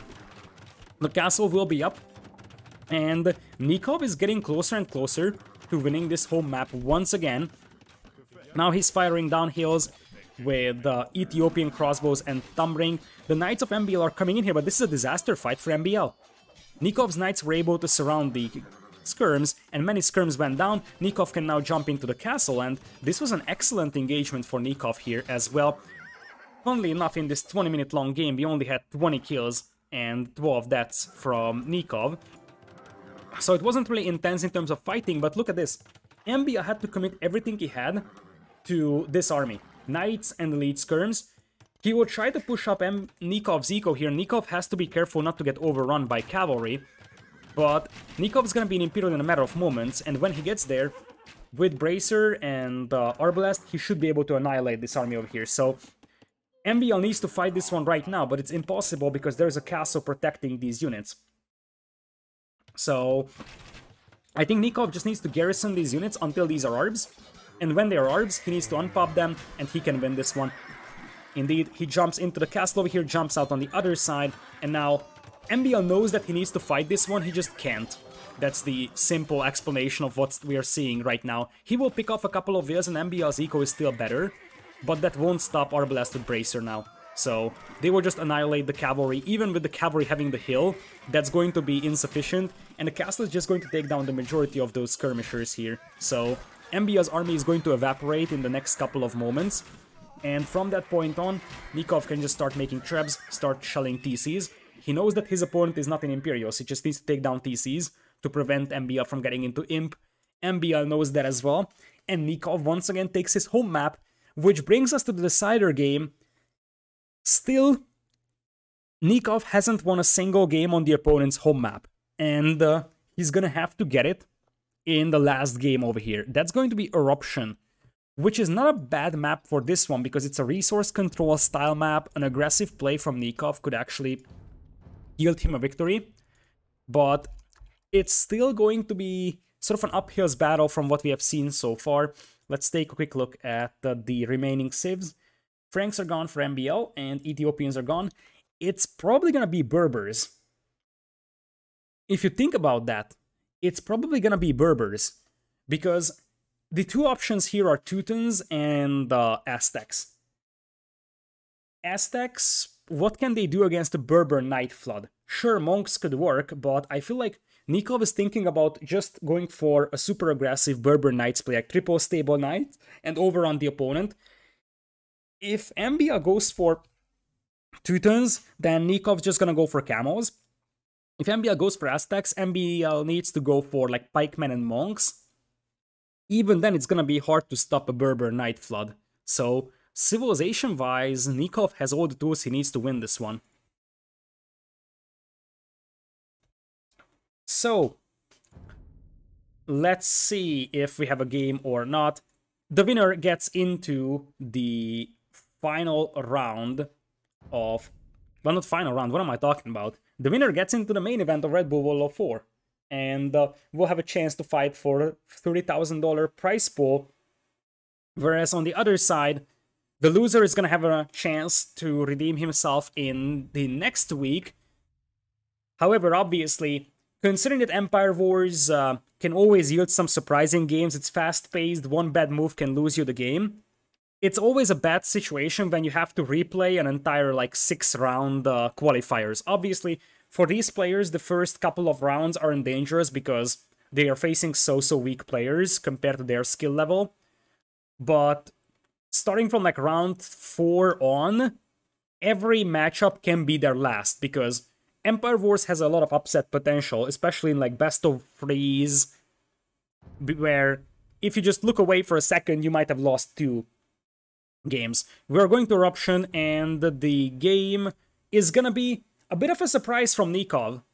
Most of us have expected Berbers, and I think that would have been the reasonable Civ pick, but I did mention that ACCM love to play with Byzantines on this map. I think I casted a set back in one of the Redbull qualifiers where ACCM played against, I think Hera maybe, or so.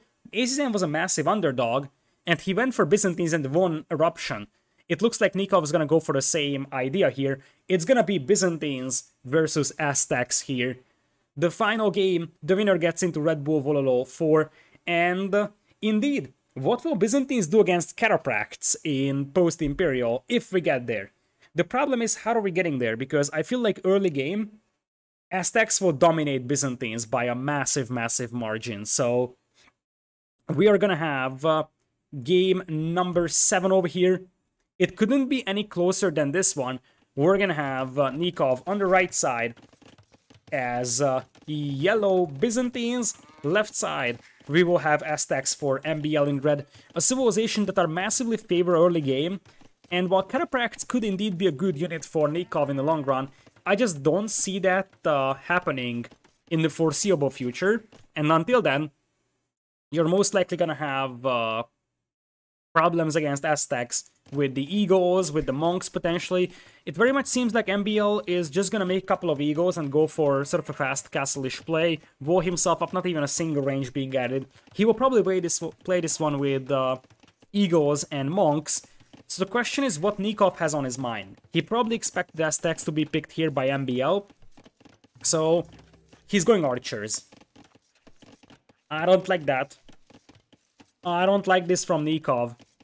Now, maybe Nicov thought that MbL is going to keep Tatars for this map. Remember that MbL had Tatars available, and that is a suitable civilization for acclivity, mountain ridge, and also eruption. So maybe when thinking about Byzantines, Nicov actually thought that he's gonna be up against Tatars or something, but Byzantines seem to be a very, very bad civ choice against Aztecs in early game. Woes are up for MbL, and he will indeed just boom up to Castle Age here. He will need a second building, which could just be a market, to be honest.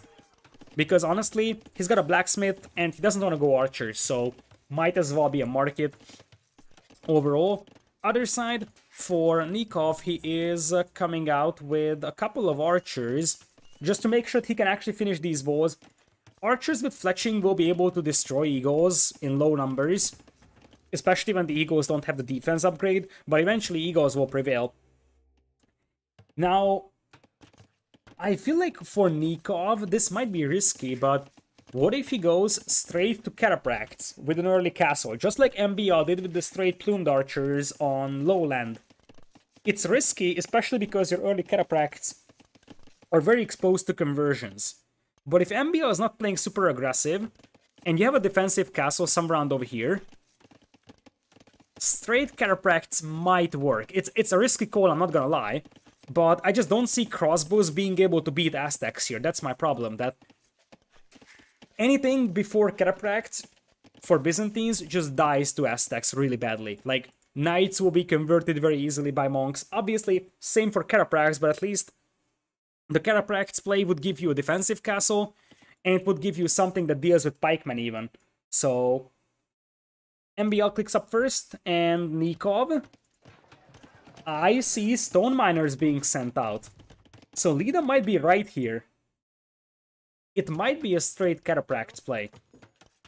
It's going to be extremely risky, I'm not gonna lie. Because he's gonna be very exposed to like a triple barracks Eagle flood. However, if MbL doesn't go for an immediate monastery, he's going to be meeting with quite a lot of these Catapracts. Now the bad news for Nicov is that his opponent will see this stone mine, I believe. So if MbL is scouting around this area, he's going to see that Nicov is mining stone. Nicov is mining stone like a madman. That's 9 villas on stone with stone mining. He's also looping around with archers. So I think what I could imagine from Nicov, if he knows that his opponent's Eagles are here, he might even attempt a castle on this ridge. Although I think that in this case, it's a little too ballsy. So if you go for a straight Catapract play, you gotta make that castle back at home. Maybe make a second castle in the middle eventually. That could work. Now, Byzantine economy is like awful compared to the economy of Aztecs here. And you can see that Nicov is tracking the movement of that army nicely. He'll probably try to use these archers at some point to try and push the back of MbL's base. MbL will drop a second TC here on the gold mine. So 0, and there goes the TC for MbL. So MbL seems like he's booming, but that could actually buy some time for Nicov. I think if MbL isn't playing very aggressive with Eagles and Monks, Nikov's gonna have an easy time into Catapracts, and the longer time Nicov has to mass Cataprax, the more dangerous it is for MbL. It looks like MbL is just gonna go for a defensive Monastery, but this is a great situation, I think, for Nicov. He couldn't ask for more than this. MbL is still going for a decent amount of egos in here, but that's more about just map control rather than actually aggressively attacking his opponent. Nicov, that castle is something I dislike a tiny bit. Could have been better if it also protects the stone mine here, maybe, but maybe he just wanted to make sure that his opponents can break through here and run into his base. And as I said, MbL is gonna boom here really big, so what Nicov needs to play for, I think, is like get to 15, 20 Catapracts, and then potentially castle drop MbL, because, oh, this is gonna be important. Walling this map is actually pretty challenging because there could be so much holes because of the elevation, but what's more important is that the Eagles will find the castle. So from this very moment, MbL knows really well that he's up against Catapracts. Now, the good news for Nicov is that since MbL has made his monastery back at home, it's going to take forever for him to get to the middle of the map to get some conversions in, and Nicov is slowly adding Catapracts here. So they can actually take these egos down. It looks like we're going to have some crossbows as well. The crossbows heal will basically serve the purpose of a monk snipe unit, and I like that, honestly. So it's not just Catapract, it's going to be Catapract crossbow, which is actually very, very expensive on your eco, but look at Nicov, he's a big boomer here. I feel like this strategy for Nicov is either going to be a massive win or a massive flop. Because free TCs with 7 on food and producing Catapracts, I don't like that. Now, here's the deal, however. That castle, plus the presence of the Catapracts, may discourage MbL from pushing, and that could allow Nicov to boom. By the way, we had one monk being sniped here by the scout of Nicov. Now he ends up losing it to the Eagles. And you see that MbL is already pushing up with the second monastery here, to the middle. So he knows exactly that he needs to get some conversions on Catapracts, but at this point, I think Nicov just wants to use those Catapracts for defense. For the time being.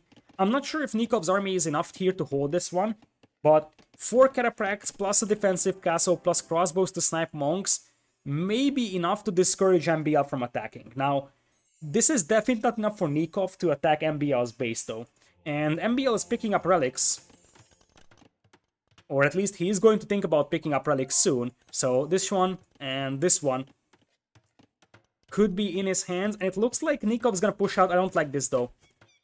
I feel like he doesn't have the army to push this. He may have underestimated MbL's army size here, because that's 17 Eagles with good upgrades. Although it's only +1 defense, but still, fervor coming in for MbL, as that's the first upgrade here, not even Sanctity. He just wants to make sure that he can actually chase those Eagles with the monks really fast, and Nicov, he's in danger of losing monks, or losing the Catapracts to conversions. No conversions just yet though, as Nikov's gonna retreat.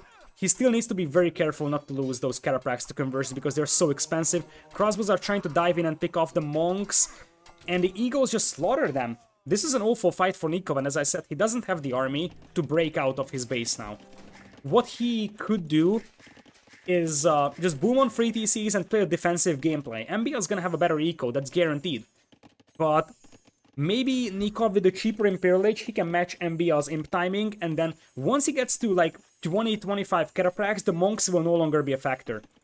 So Nicov needs a long game here, like an actual very long game. Because early on the monks will just make you unable to fight with the Catapracts. Once you have like 20 Catapracts or so, MbL is not gonna have the monks to fight that. Now MbL is gonna add 2 more monks over here to the front line, and he's also going to drop a castle here.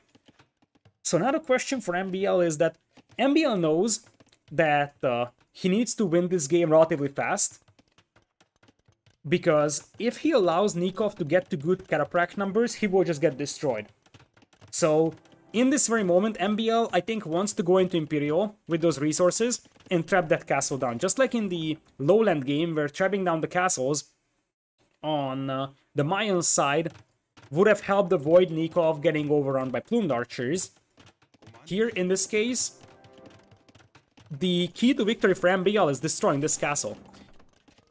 Now, it looks like this is gonna be at least one Catapract converted over here. Yep, that's one Catapract going down, and MbL's got a very, very strong Monk now, so 55 HP, and it looks like the Eagles will now try to commit. As long as this defensive castle is up, it's gonna be insanely hard for MbL, if not impossible, to push into Nikov's base. Nikov's got a couple of Cavalier trying to intercept reinforcements. These are actually Catapracts, but I accidentally said Cavalier.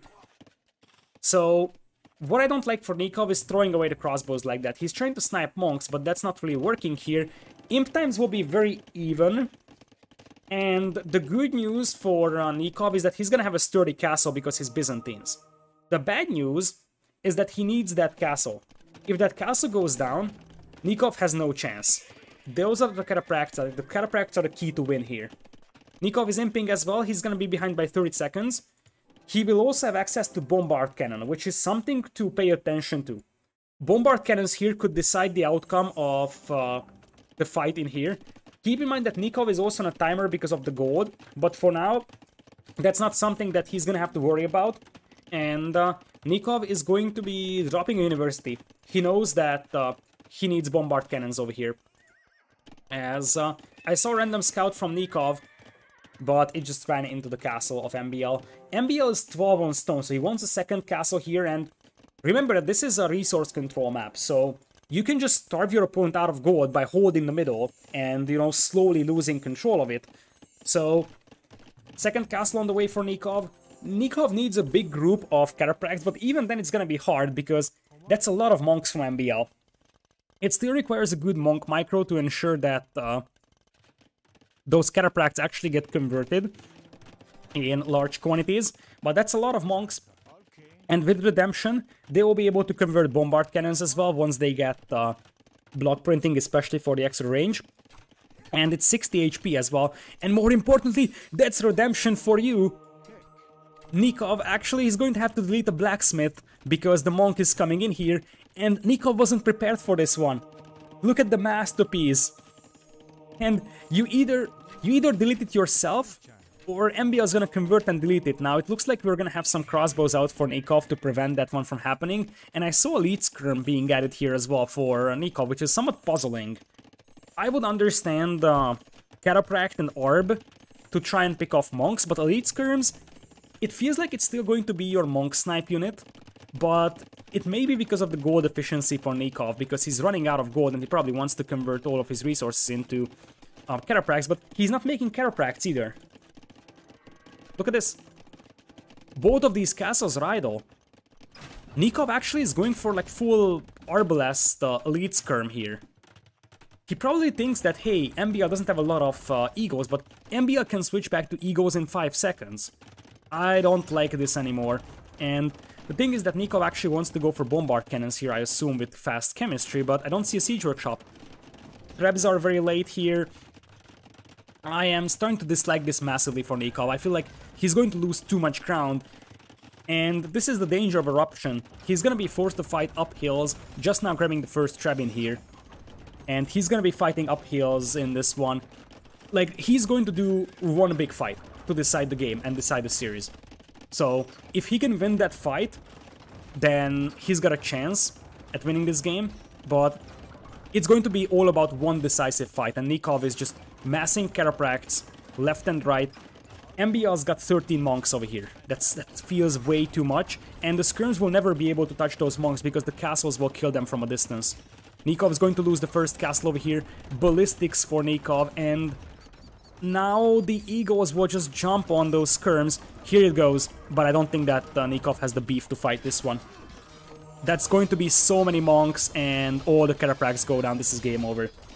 It is game over, and MbL is going to secure a win here because it's very unlikely that Nicov is going to break out of here. I mean, he still has good Catapract numbers, but those Catapracts don't really have good upgrades. The Eagles have pretty decent ones, and MbL just doing what he needed to, win on his own home maps, and he actually won the set this way.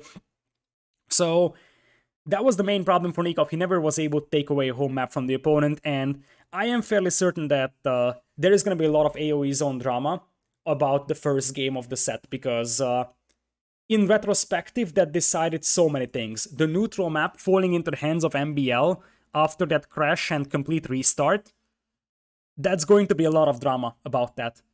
Still, MbL and Nicov both played very well, and I think both of them would have deserved to win this set.